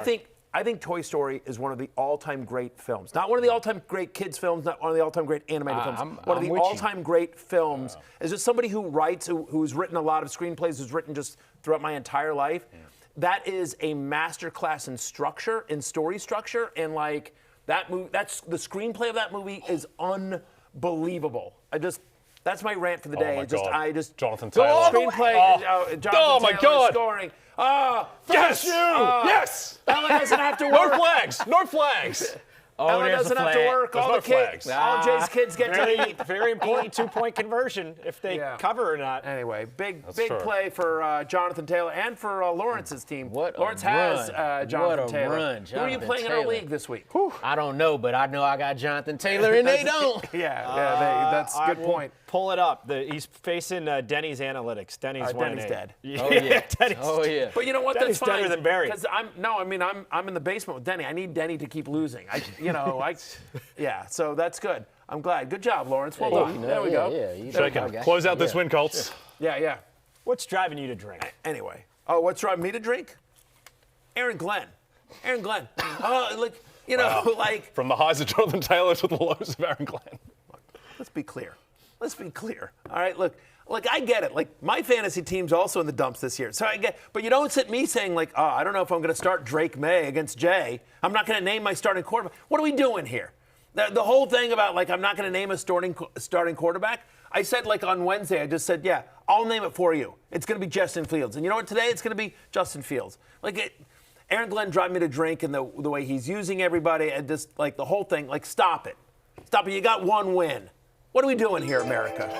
Love of God. I used to like Aaron Glenn, but that was just stupid, right? You know? Jay Western, I hope the Jets lose. I love turning into the postgame with Connor Rogers to see Bart Scott living and wishing he had Todd Zeal instead. We all do. Look, I always see a clip from that show with Connor and them. You would think it was the same thing every week, but it's Groundhog Day. I was like, oh yeah, Jay got it. I'm sorry, Connor got on a different tie today, so at least I know it's a different show. But they're saying it's the same song every week with the Jets. It really is, and it's become the same thing for Jonathan Taylor. Now over 200 yards, 210, 2 rushing touchdowns. The MVP. He's I don't having actually believe a he's the MVP, fantasy number one overall type season, and we're seeing it today. 252 total yards. Insane. Unbelievable. I am drinking for a less good backfield than the Indianapolis Colts backfield. That's Arizona's backfield. We mentioned Amari DiMercado v. Bam Knight. Made this joke before, but it's like the Alien versus Predator tagline of whoever wins, we lose. Because we don't know how this is going to break down. And the other thing, too, is that, like, I don't even think it matters because you're playing Seattle's run defense, which is the best in the league. So you're weighing up the two bad options and you don't know which one to go with. And that is what is causing me to drink. Who's got me drinking? Bryce Young, man, especially as one of my quarterbacks in the league of assholes. He's only thrown for 200 yards one time. You could have had Matthew Stafford. Whole season. It's okay, though. I'll take the 199. He did it one time this season, and it took him 55 passing attempts to go over 300 yards in a comeback effort. And the thing is, Bryce Young is mobile. He could run a little bit. He's got one game this season where he's ran for more than 10 yards in a game, and that was way back in week 1. Now, I always kind of like to believe if you win the game, then the quarterback played good enough to win. Kind of like Daniel Jones today right now. Daniel Jones did not play good enough to win today. But they're winning, so he did something good. He handed that ball off pretty damn stellar. So, Bryce Young, come on, man. You're playing the Saints today. Have a day. Oof, have a day. Yeah, hey. Yeah, that'd be like 160 yards and a touchdown. We'll take no turnovers. Yeah. And what's driving me to drink? Your Commanders, Matthew. Yeah, 3-6. Huge hype coming into this season, coming off the NFC Championship last year. Kind of a weird training camp. Terry McLaurin holding out. Will he play? Won't he play? Then he gets injured. He's been dinged up the whole year. Jaden Daniels now 2 different sets of injuries. It says a 6-11 season written all over it. It's been an ugly year for the Commanders. That's what's driving me to drink. Can I add one more? And you know what else is driving me to drink? The fact that Jay's favorite movie is Magnolia. Like, what the hell? What the hell? There's a lot going on there. That's really your number one? Well, you turned on me now from the minibus in Dallas. You were supportive then. The Tom Cruise storyline in that thing is awful. It's Cruise's best performance. Oh, my God. He's magnificent. Frank T.J. Mackey? No, he was nominated for an Oscar for Best Supporting Actor. So you don't just have an issue with me, you have an issue with the Academy of Motion Pictures and Sciences, whatever it's called. I do. You're damn right. Did he win? No, but he should have. No, I believe he won the Golden Globe. Stop it. By the way, his best performance of all time is Tropic Thunder. All right, here we go. That's not a real performance. He's in them for the movie like 12 minutes. It's his best performance. It's his best performance. He is very good in it. Point Break versus Shawshank. Shoe movie review from Duval Vanilla Gorilla. Yeah, Point Break versus Shawshank. It's easy. Come on. Why would you even ask? It's Point Break. See what I'm seeing? I'm drinking again. Good God. And see, I thought Justin Herbert had a chance there because it got down to Interstellar versus Shawshank, and whatever. I like Interstellar a lot, but it's not Shawshank. Shawshank is one of the all-time great movies. Can I tell you something that's going to make you drink? Sure. I've never seen Shawshank. That's a disgrace. So you can't do that. So you can't criticize me for the Man, Magnolia. And now it's an I ongoing haven't seen bit, it either. Because I have all these George friends is from Chicago. Have you breathed air before? What the hell's I wrong have with all you? these friends who it literally pisses them off. I know. So now I'm just still holding out. Which is fine. It's fine. I mean, better than that. I doubt a lot about that statement, most of which is that you have friends. But but I will just say that I can live with the fact that you haven't seen Shawshank more than I can live with the fact that his favorite movie of all time is Magnolia, the much derided, controversial Magnolia. Yeah. It was a blow to my opinion when Paul Thomas Anderson said he screwed the movie up. Even That's the fine. guy. It's not your call, Paul. It's my movie now. Quarterback ranks and our favorite movie critic, maybe second favorite to Jay Croucher, clocks in at number 5, Justin Herbert, Matthew. Last 3 quarterbacks that face the Steelers have all thrown for 340 yards. Daniel Jones, Jordan Love, and Joe Flacco. Quarterbacks that face the Steelers this season averaging over 299.5 passing yards. So yeah, Justin Herbert, he's my top 5. He's a top 5 quarterback for me. He's QB5. I think Herbert has a big game tonight on NBC and NBC Sports and Peacock. I'm a company man. There we go. How much do you like the matchup for Drake Maye? I love the matchup for Drake Maye. I was actually talking to a friend earlier about how Drake Maye is taking too many sacks. Like, he's getting sacked 6 times every game. My friend brought up the important point that sometimes it's not the worst to take sacks because you have to stay in the pocket to set up all these deep developing passes, which Drake Maye has been so good at. So a little bit of a trade-off. Certainly he can take less sacks, but against the Bucs pass funnel defense, I think there is a material chance Drake Maye is the best statistical quarterback in football today. Speaking of best statistical quarterbacks, sure what does Sam Darnold need to do to crack your top 10? He's just outside the top 10. Yeah, I mean, look, and honestly, so these ranks were done last night. The Cardinals secondary's pretty beat up. Will Johnson's not going to play today, so I might have raised this up, but I honestly just don't think the Cardinals put up much of a fight against Arizona, so I think they go run heavy here. But look, 3 of the past 4 games, Sam Darnold's had at least 20 fantasy points since week 2. He's QB 11 on a points per game basis. What do you know? I have him as QB 11 this week. Cardinals are a bottom 12 pass defense. I think the only concern is he just doesn't run. And I think Walker and Charbonnet are effective. It's going to be a pain in the ass trying to figure out which one. You know what I mean? Like Walker's going to get more work. Charbonnet steals a lot of touchdowns, but that's the answer on Darnold. Spin it to the other sideline with Jacoby Brissett. Yeah. How comfortable would you be starting him? Decently comfortable based on how what he's put on the field. Like I said earlier, he's been a top 10 fantasy quarterback in points per game in each of his starts. He's consistently throwing the ball. You're going to get the volume. He's thrown at least 260 yards. He's got multiple touchdowns. If this gets out of hand, you know he's throwing. Whatever the game script is, you know what Jacoby Brissett's going to bring to the game, and you don't have to worry about him doing like the Kyler Murray type of run, stuff like that. So better for the receivers too. How about our running back ranks? And the guy who would have been number 1 overall has already popped off for more than 200 yards, Jonathan Taylor. Or you had him at number 2 behind CMC. So a tall task for CMC to top the production from JT. Obvious 1-2 with those two guys in the years they've had so far. How about 11 through 20? I mean, Chris McCaffrey, by the way, leads the team in receptions. I mean, for the 49ers. So, but yes, huge game for Jonathan Taylor. But I stand by my number 2 overall ranking there, George. Thanks. Didn't mean to ruffle your for trying to feathers. Monday morning quarterback a guy that's number 2 in my ranks. You a-hole. All right, look, Quinshon Judkins is my running back 15. He's playing for Jay's chubby lather daddies. He's going to run all over me, going to run all over the Jets. We've talked about this before, like just a massive workload. Like the last 4 games, he's gotten 24 touches, at least 24 touches in 3 of them. The one game he didn't, one he left early. He's off the injury report. Because he got hurt. He's off the injury report. He's going to have a huge game. He heard my shot for shot. I think 100 yards at least and a touchdown for QJ, the original QJ. Yes. Charger QJ no more. Yeah, it's now Quinshon Judkins. Yeah, it's going to be a chubby grave with some ankles in it. Yeah. You know what I mean. I'll do you a favor, Matthew. I'm going to trade for Christian McCaffrey right now with Jay. Okay. All right. Yeah, go ahead and do that. James Cook Yeah. and James Cook for Christian McCaffrey. I don't have Christian McCaffrey. I have McCaffrey. He is I thought you had him. I've got him. I got Jay Sanders, my McCaffrey. Oh, He's my, Yeah. okay, James Cook. No. All right. Way to double down. Yeah. James Cook. You really keep are. saying those You really two are a syllables. master negotiator. James Cook. Yeah. He's playing checkers. I got The rest of James us are Cook, playing baby. chess. Do you really think that the Jets-Browns game is going to be high scoring? The Browns have only gone over 17 points once all season. To me, that's got like 14-10 written all over Okay. it. I'm just saying it's going to be over 37.5, which doesn't necessarily mean it has to be super high scoring. I just do think there are going to be sources of offense for these teams that you wouldn't expect given the matchup. I think that the Jets' run defense is just going to be a catastrophe without Quinn Williams, and I think that the Browns' pass defense hasn't been that great outside of Myles Garrett getting sacks. Their run defense has been amazing, so I think that there might be some success for the Jets through the air, which is a terrible thing to say out loud, but more than usual. 21-17.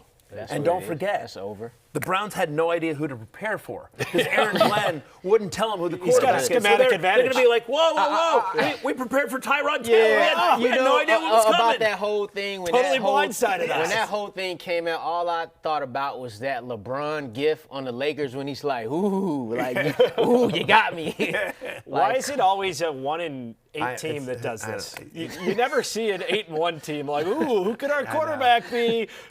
Is it Josh Allen or Like Josh if you was Allen? doing this with Tyler Huntley and Lamar coming out of the injury, all right, that's a big difference there. But get up out of here. It's poor Connor Rogers.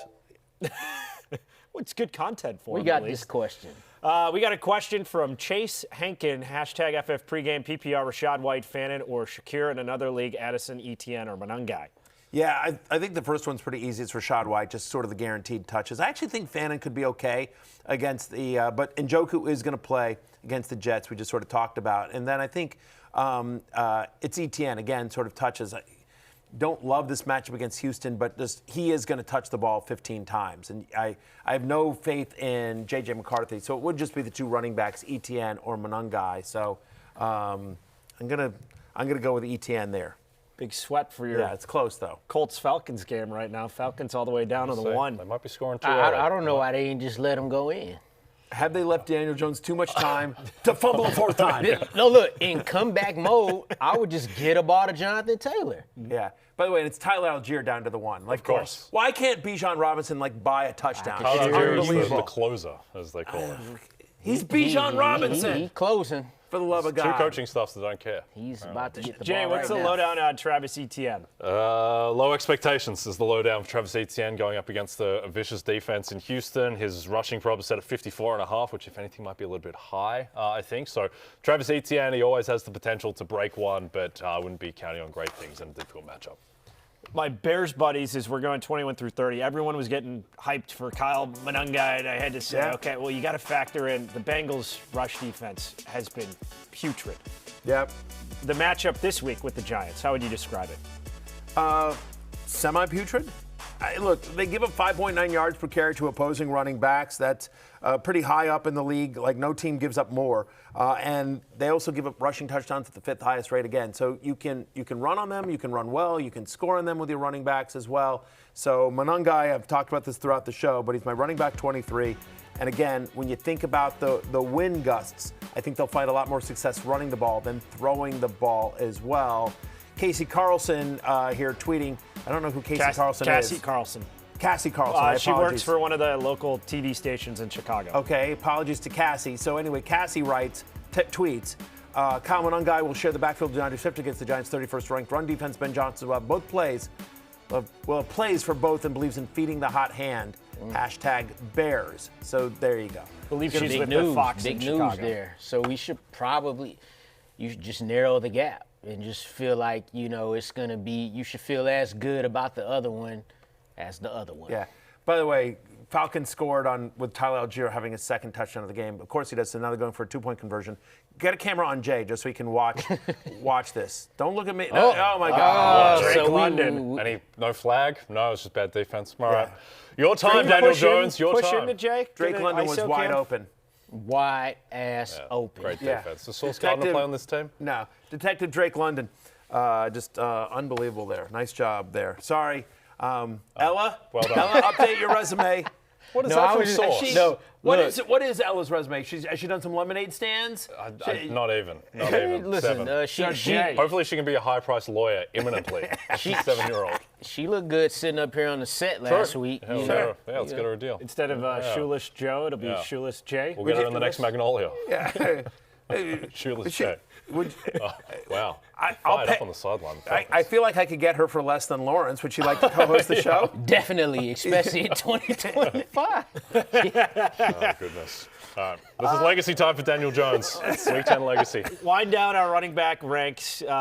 What's your breakdown of Aaron Jones this week, Lawrence? Look, this is the guy that if you're going to start a Vikings running back, this is the guy you would want to go with, especially what you saw Devon Achane last week against the Ravens.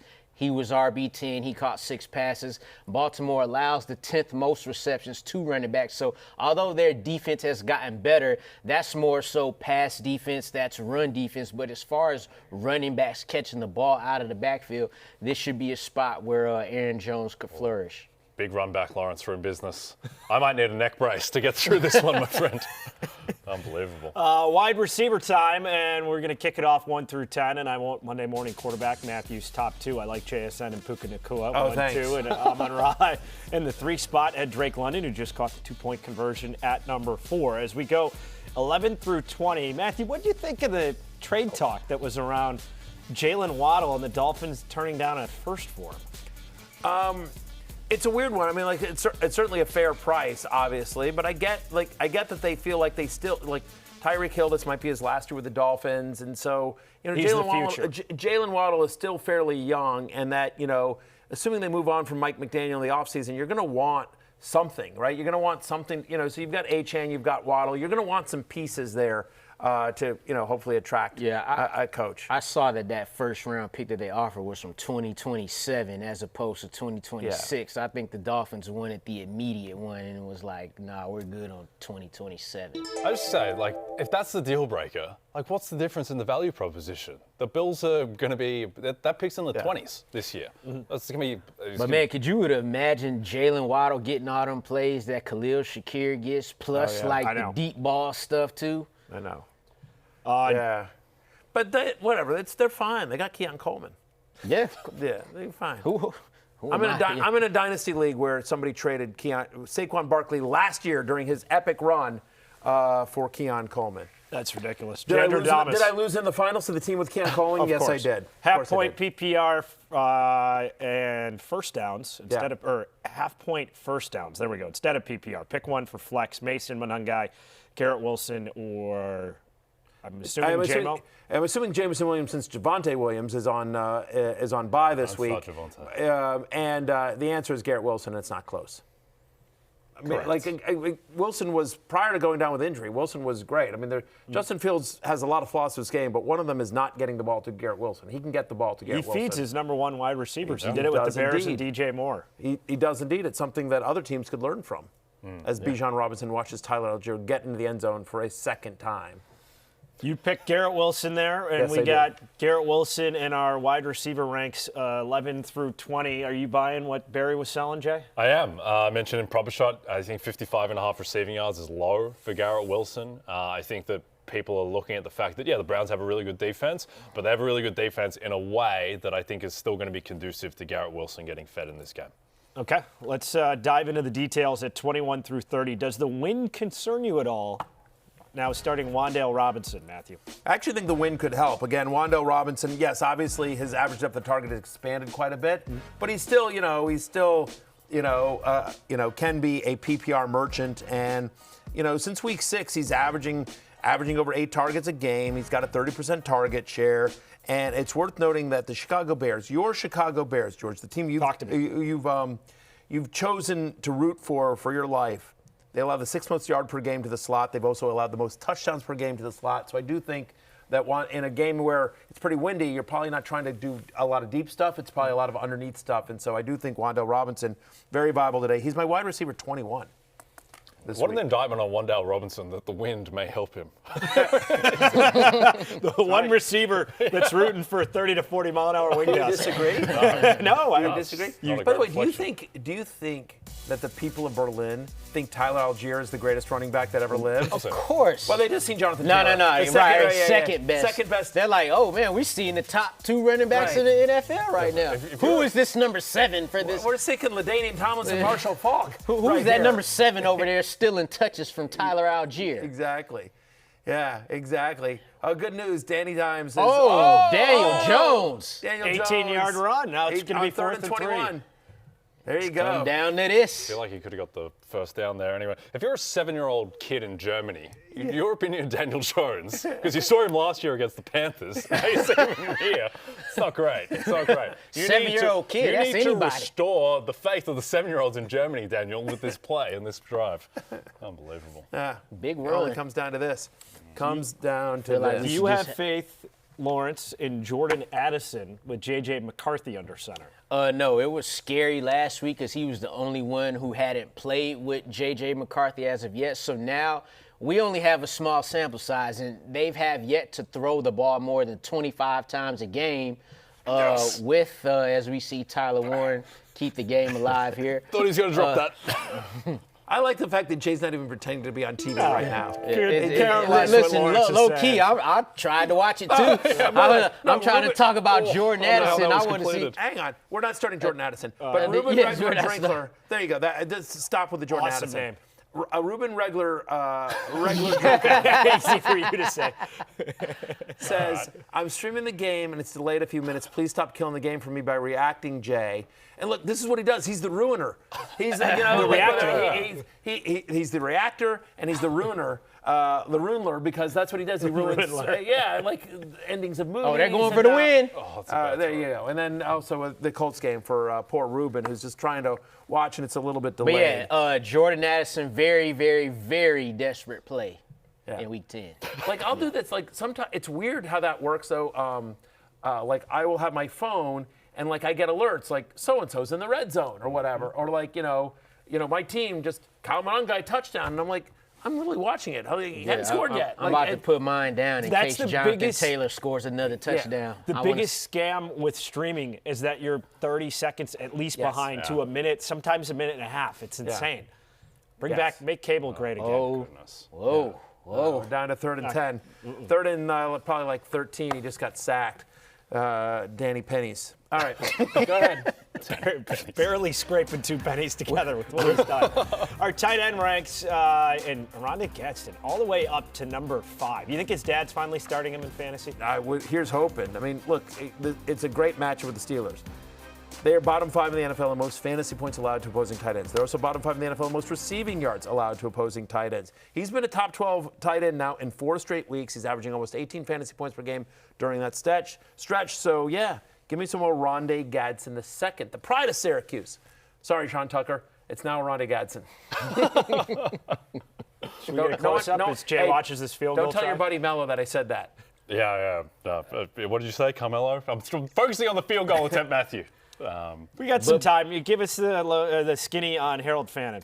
Well, the good thing for Harold Fannin is that Dylan Gabriel remains his quarterback, and Dylan Gabriel can only throw a distance down the field that goes to Harold Fannin and not the wide receivers on the outside. So week to week, Fannin, I think, remains a pretty viable option. I mean, he's a tight end 1 until further notice. Yeah.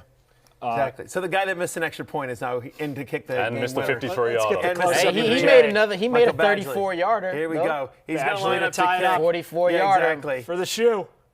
For the shoe, he got it. He got it. He got it. We Good, go in Jay. They're going to play defense for 25 seconds. There you go.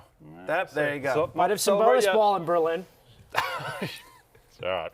Let's keep it going. Yeah. Keep it going for the show. For the shoe. We'll keep it going with our tight end ranks. One guy to go. And, of course, it's Juwan Johnson. Yes. As a mid-tier tight end, I have 2. Like you see it right there on your screen, tight end 15. But it's a nice matchup with Carolina. Panthers allow the 7th most receiving yards to tight end so far this year. 3 straight games with a double-digit fantasy point. He's had double-digit fantasy points in 3 straight games. No Rashid Shaheed. So Juwan Johnson basically becomes the number 2 pass catcher. He actually has a connection with Tyler Shuck. You know, Tyler Shuck played for so long in college. So actually one of the places he played with Juwan Johnson. And so I just think there's just not a lot of options they have in that offense. You know, it's Chris Olave and Juwan Johnson. We don't love the running game there. I don't think Mason Tipton or Devon Vele or Brandon Cook suddenly explode. I guess we'll see what happens today. But I do think Juwan Johnson, a member, again, when the Ankle Dome opens, there'll be a big Juwan Johnson banner. We'll retire his number at the Ankle Dome. Unbelievable. One of the greats. One of the Peacock true greats. Field. You know what we call Peacock Field? What the fans call it? Tell me. We call it the cock. All right. There you go. Jay, what do you think? I knew you wanted Let it. the league. A little servant volley. I just wanted to see if anyone else would have the guts to say it. Jay, what do you think Michael Penix cooks up here in 20 But to be seconds? clear, this is Nice short for segue. peacock. If you're gonna pure let of him heart, throw? there's nothing wrong with that. Are they going to let him throw, Lawrence? Should we do a little Two flip cup? Or timeouts. wanna You watch gotta the go. last You one? gotta go Is for it it. flip cup now? Flip cup time. Okay. Flip cup. We got this from Ryan Oswald. We're going to see a table flip if Indy scores a touchdown. We got to get to overtime first for Indy to have a miraculous shot at a cover. Can I get a little pick 6 sauce? Don't worry. If the Falcons had to kick a field goal, then you good. All right. All right, let's do it. Oh wait. Matthew, you want to explain the rules? Yeah, I like to do Those it. unfamiliar. Well, so far, no one has ever been able to follow them. So it's down, then we cheers, then down again, and then we drink, right? Yes. Yep. All right. Down, cheers, down, drink. Bang! Crouch up. Oh, I think mine stopped before you. No, it And didn't. of course, No. Barry. We got Last Texas place. Last place, Whoa, Barry. Sad trombone. Last place, Barry. Wow. Daniel Berry over here. Just fumbling all around. Matty Pennies. Oh, get it. Strip sack. So That'll be intentional grounding. We get to reveal all right. our touchdown, touchdown parlay. parlay. King Henry for me. Yep. King Henry, favorable matchup against the suspect Vikings run defense. It was good against the Lions, to be fair, but overall, I don't think he's going to stand a match for the King. I've got Jahmyr Gibbs, great matchup against the Commanders. I think he gets back on track after a bizarre week when he had 9 carries for 25 yards last week. Yeah, I'm going to go with Kyron Williams. Even though the Rams and Matthew Stafford keep on throwing these 1-yard touchdowns, surprisingly, Williams has scored in 3 of his last 4 games, had a season high 25 carries last week. So I like his chances here in week 10. I like James Cook. Even though Lawrence tried to trade him away desperately, just shopping him everywhere, the fact of the matter is that I think James Cook has a good game today, and I think he gets into the end zone. Bills are 9.5-point favorites, and the over/under is 50.5. We expect a lot of scoring, and specifically a lot of scoring for the Buffalo Bills. So this game on the road in Miami, I think James Cook gets a big workload and gets into the end zone. I'm going to give Lawrence a little love because we've given him a lot of grief over the touchdown parlay. He was the only one to hit last week. I know. So, Last week, Yeah. the This week week before, we're back. the 2 weeks before my guys got hurt. Stop it. It's just the narrative y'all built for real, to be honest. that is a proper setup right there. That's how it should be. I love it. Dan K, he knows. He knows ball. But Dan K should, be in contention for regular power rankings. That is a hell of a setup there. But yeah, shout out to Lawrence for hitting the touchdown prop last week. He hit it like he hit Patrick Mahomes. No. I hit it like I've hit it 2 weeks in a row. Thank you, George. There you go. I like that one. All right, let's go.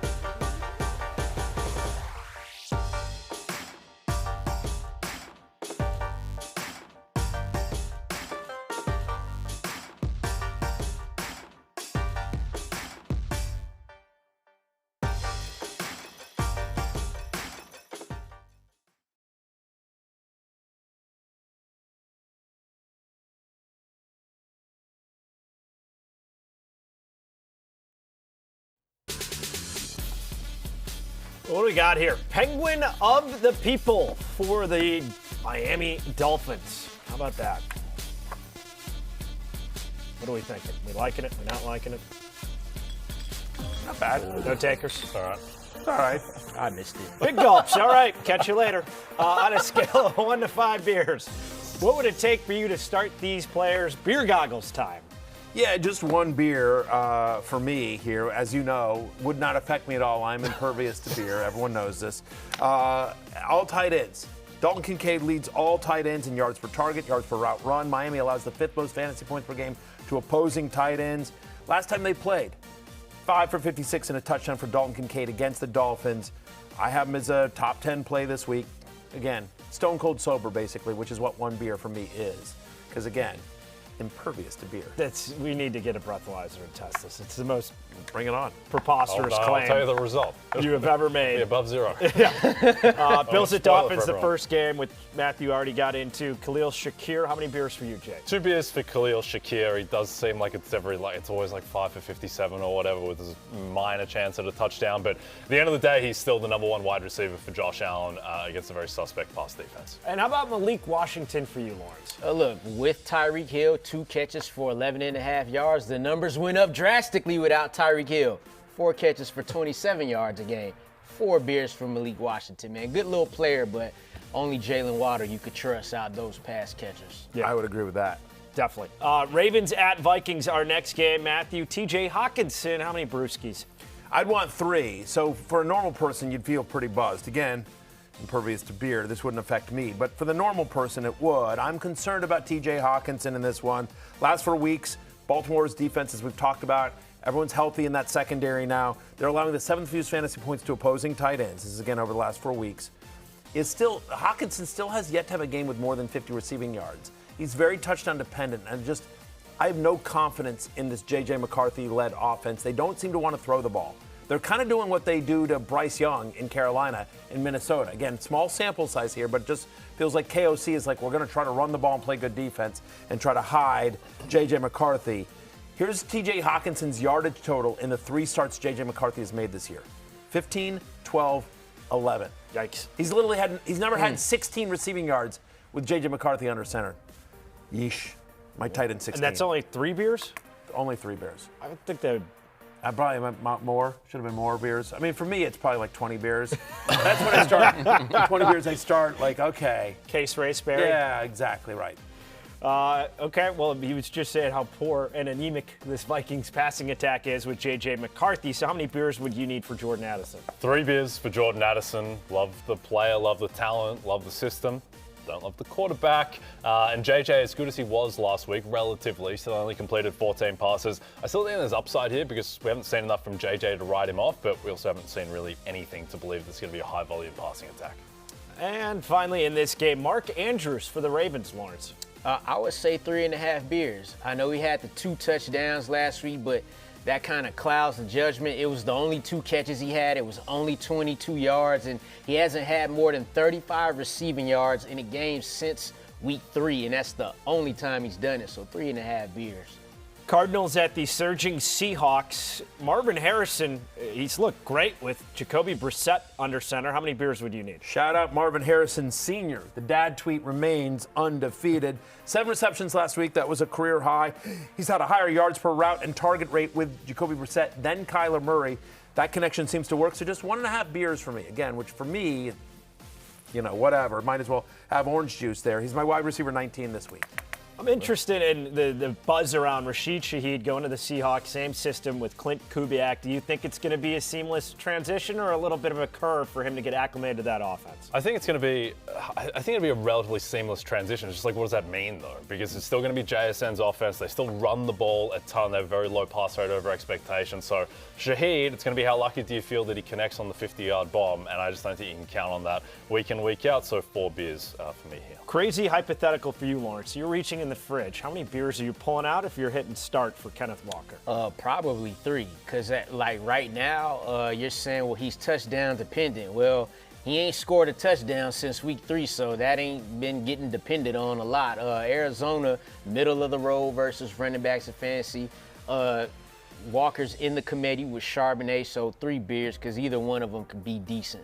And our Sunday night game, Steelers and Chargers. DK Metcalf, you need blank amount of beers, Matthew. 2.5 beers for me on DK Metcalf. Look, he's averaging under 6 targets per game, 5.9 to be exact. That's 40th among wide receivers. He don't have one game. Literally does not have one game with at least 5 receptions in this season. And you think about this Chargers, Jay mentioned it earlier, just how good they are in the secondary, how disciplined they are. They're only one team this season has allowed fewer touchdowns to opposing wide receivers than the Chargers.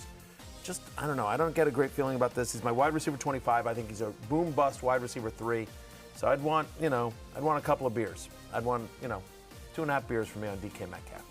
How many brewskis for Kamani Vidal? What are the vibes around him? I mean, not amazing, but still 1 beer. So he's a starting running back in Justin Herbert's offense against the defense. It was good against the Colts, but prior to that had not been particularly imposing. So I think he is the Charger with the best chance of getting in the end zone, and he's going to get the most work of the running backs pretty clearly, I think. And our last guy, Keenan Allen, Lawrence. 2.5 beers, because I think the Chargers will get it going through the passing game, and Keenan Allen is not going away. He may not have the day that Ladd McConkey has or even Arondé Gasson, but I can guarantee you he's the guy that Justin Herbert trusts the most. So in this matchup versus the Steelers, I'm going to go 2.5 beers.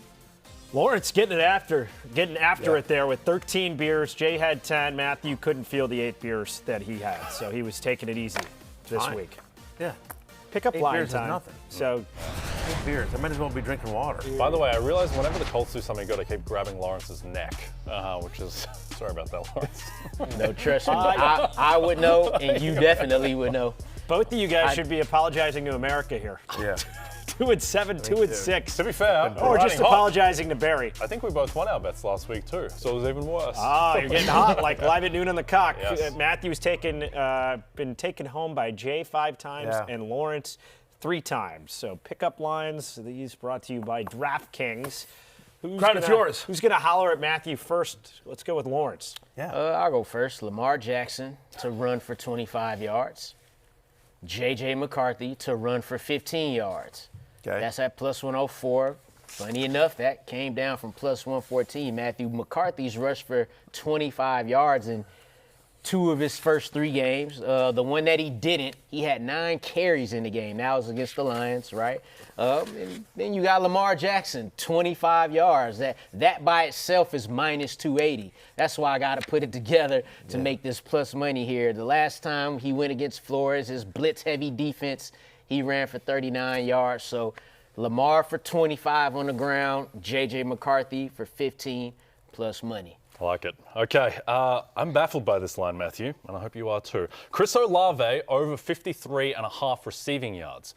The Saints are 6-point dogs here. Rachichi got 9 targets last week from Tyler Shuck. He's gone. Like, Tyler Shuck last week, he actually wasn't that bad. Like, he was able to put up 176 passing yards, 72 QBR. He looked okay, and I think if he's bad, it's going to be in a way that is like a Nick Mullins type of bad, where there's turnovers. But I do think he can chuck it down the field. They're dogs. It's not an imposing secondary. Like, Chris Olave is still Chris Olave, still a target monster. It's going to be him and Juwan Johnson. And I think a wide receiver 1, who's a really good player on a team that's a 6-point dog, he just has to be set higher than 53.5 yards. I like that. I think I'm going to go home with you, Jay. I agree with you just in terms of target. I don't love a parlay. I understand why he had to do it, but I don't love a parlay. J.J. McCarthy makes me nervous. I think he makes That's Kevin why he's O'Connell going to run. nervous. Yeah, He's going to be nervous. That's why he's running. I feel better about Chris Olave hitting this number again, just thinking about game script and how there's just no one else around. So appreciate both of you. Always keep your phone on, Lawrence, when Jay and I are done. Nope. I'm turning it off. Yeah, I might drive by You can't anyway. resist the Aussie, can you? That's really the 6th can't. time. He sells it. I got to give you credit, though. You sell it really well. thank you, sell it man. really well. It's that Foster's beer. That's what it is. Yeah, something like that. That's Australian for beer. Here he comes. Lamar taking so- the field. His stats are ridiculous this year, Yeah. even though he's been banged up. 14 touchdowns, 1 pick so far for Lamar Jackson. Seems poised for a big second half of the season for Baltimore. He is, and like we talked about this, they've got a chance to, win this division, which is sort of crazy when you think about how that season started for them. We got more to come as we're winding it down. Week 10 of Fantasy Football Pregame.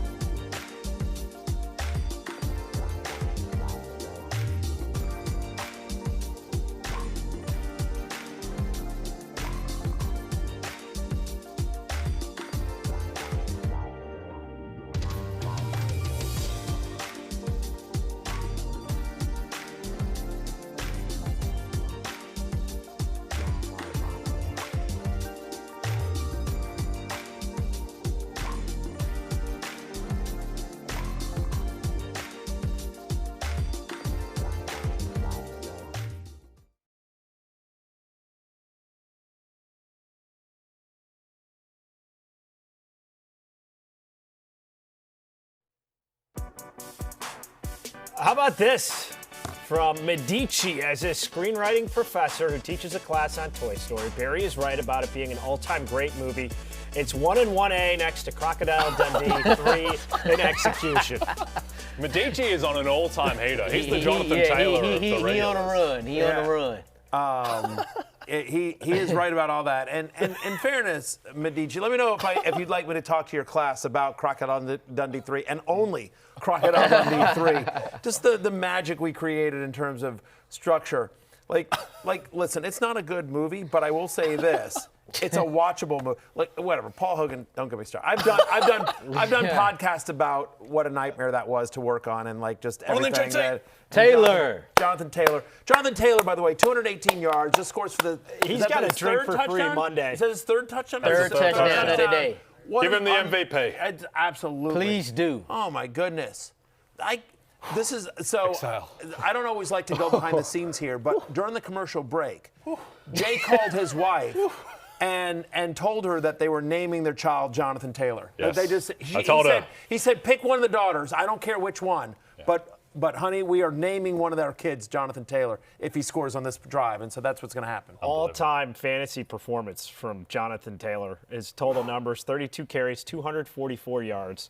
3 touchdowns, also had 42 receiving yards, so 286 total yards and 3 tutties. Unbelievable. Meanwhile, his prior to that touchdown, he was like at 40-something points. Let me just look in the league that I'm playing up against him, and I'll let you know here. Meanwhile, 52.6 in PPR scoring. 52.6. While his quarterback was trying to lose the game. Yes. Repeatedly. Yes. Dan Jones is a German double agent. It's a 50 burger. Oh my God! Fumbling, but this is how you make the case for Jonathan Taylor for MVP. That's the game of the season. By the way, do you know how we talked about how for the shoe? You know, we talked about on Happy Hour how in my Australian league, Sean Carlos, he denied me the trade for Ashton Genty. Well, this league is crazy. Like, people are just making trades left and right. That saga ended up with Sean Carlos trading Jonathan Taylor to me. So, and I used Jonathan Taylor today, which is magnificent. Yes. So, very happy with how all well that played. transpired. Well done. Well Nothing like having done. JT. Well done. One of the regulars here chiming in, Valiant Vincent. The fact that Jay hasn't taken off his hoodie and spun it above his head once during this broadcast is proof. Yeah, right. He's a fake fan. Right. I agree with that. I won't lie, Valiant Vincent. I feel like I'm going to vomit. I honestly feel like I'm going to throw up. Halftime, he was ready to jump off the ships. He even considered going back to the Jaguars. No. He even considered that. Now all is well. The heart's not beating fast I've never anymore. been for the Jag. Always for the shoe. Yeah, by the way, Bijan Robinson, Jonathan Taylor hugging. Bijan saying, Jonathan, what a great game. JT Who saying, is that? Why? That's the backup running back for the Falcons? Yeah, that's right. Bijan Okay. Robinson, backup running back for the Falcons. Yep. JT saying, I didn't know you were here today, Bijan. Hollywood Brown, a watcher of fantasy football pregame. The question here, first flex, Jamison Williams or Dalton Kincaid? Anyone? Yeah, Kincaid. The answer is Kincaid.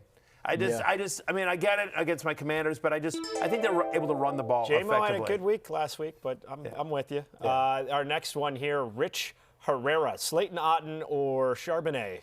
Fix my flex. You normally don't like to go for the tight end here, but I am going to go for the tight end given the matchup here, given out of the bye. Like, again, he's basically had a 20% target share since, Evans and everyone got injured. Charbonnet, you need him to fall into the end zone, and Slayton, I don't want, outside of Wan'Dale Robinson, I just don't love the Giants' passing attack, especially given the wind. Slayton's route tree is too far down the field in a windy day like this. Our next one, well, we got a lot of names. Tap. Tanya, Alexis, and Pete. I feel like that's a show or something like that. It is from the 90s. A sitcom. Jay and Matthew need another night in Buffalo. We do. Do they ever? Etienne, Metcalf, or Ken Walker, half-point PPR. Is that a cool one? As long as they don't involve Just bring that up out of nowhere. I'm going to go with Etienne. Well, listen, we're going to have a night in Philadelphia next week. We're actually, this show will be in Philadelphia, live from the link at Philadelphia, because Football Night in America heads there for Lions-Eagles. Should be a great game next Sunday night. Outstanding arrest warrants in the state of Pennsylvania. No, you have to stay home. Unable to join. You won't be there, but the three of us will be. The three of us will be there. Andrew Hedrick, PPR. Should I play Keenan Allen, Swift, or Monangai in my flex? I think it's DeAndre Swift. Yeah, I mean, right. Keenan Allen's just, unfortunately, with the emergence of Gadsden and QJ's come back on, the old QJ.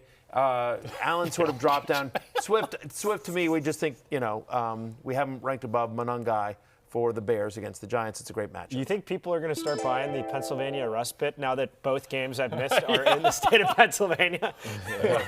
We should do a third show in Pennsylvania. We'll go to Harrisburg or whatever place called. We'll see. Where there's smoke, there's Hershey, fire. Pennsylvania? Yeah. Medici, we should answer Medici's question. Pick two, one wide receiver, one flex. McMillan, Tez, Aaron Jones, or Cedric Tillman off IR. So I'm going to go with, I know I've been sort of talking him down in that Carolina offense, but I do still think Tedero McMillan has the best upside here. And, I love Club Sad, but I feel like Aaron Jones is the safer play here. So I think it's Tet and Aaron Jones. Yep, I agree. Bar trivia time. Matthew's trivia. victory lap here, 69, 51, and 1. The only guy over 500. How many wins do I have again? How about Jay last week? 69, I have 51, 69 wins. Interesting. and 1. Yeah, okay. Jay, 2-11 last week. Yeah, that was Playing brutal. catch up. I'm taking shots. Yeah. One of the worst weeks in show history. Yeah. I'll wear it. I got no response there. Yeah. I'm just going to wear it. You're just riding the high of that Colts win. More fantasy points, Caleb Williams or Jackson Dart? I'm going Jackson Dart. Jackson Dart. It's just Caleb. More total yards, James Cook or Devon Achane? That's a tough one. I'm going to say Achane, actually. I'm nervous about that one, though. James Cook. Give me James Cook. Yeah, good luck with HN. More receiving yards, Justin Jefferson or Zay Flowers? Jefferson. Zay Flowers. Justin Jefferson. Zay Flowers. More total yards, Quinshawn Judkins or Breece Hall? QJ. QJ. Quinshon Judkins. Breece Hall. More passing yards, Drake May or Baker Mayfield? Drake May. Baker. Drake May. Okay, we'll split poll there. More fantasy points, Bryce Young, Tyler Shug. Bryce Young. Bryce Young. Shuck Daddy. The Shuckler. Shuckler. More But I'm saying Bryce Young. My answer is Bryce Young there. Shucky Four Childs Act. Yeah. Is that what it's He called? gonna shuck it Yeah. all up. Is that the movie. full? Yeah, Is it not Chucky. full? Did I get it right? The sequel? Chucky. One of the Chuckies was Child's Play. Yeah. Yeah, well, so Might have cool. been Chucky too. All right, we got 90 seconds to go. More receptions, Nico Collins or Parker Washington? Parker. Nico. Sad state of affairs that Yeah. this is even a conversation for the season that Nico Collins has had. More passing yards, Sam Darnold or Jacoby Brissett? Sam Darnold. Sam Donald. Jacoby Brissett. More receiving yards, Devontae Adams or Juwan Jennings? Adams. Devontae Adams for me. Receiving yards. Give me Adams. Adams. More fantasy points, Deebo Samuel or David Montgomery? Montgomery. Montgomery. Yeah, Montgomery. Monty. And more fantasy points, Ladd McConkey or Jalen Warren? Ladd McConkey. Jalen Warren. Jalen Warren. Screw you, Matthew. And what are we thinking here for the grand finale? Nicely played, Jay. More rushing yards, Saquon Barkley or Josh Jacobs? Saquon. I agree. Saquon Barkley. All right, What we a got- day, gentlemen. we checked a lot of boxes here. Checked a lot of boxes. There Final you go. comment. Jay looks so happy to be keeping his house and the family. Listen, and very the country. close. I love my house. I love my family. More than anything else, I love Jonathan Taylor. That's right. All right, that music means it's closing time. You don't have to go home, but you can't stay here. For Lawrence, Jay, and George, I'm Matthew. Go get yourself a win. We'll see you tomorrow. Peace out. Matthew said it best.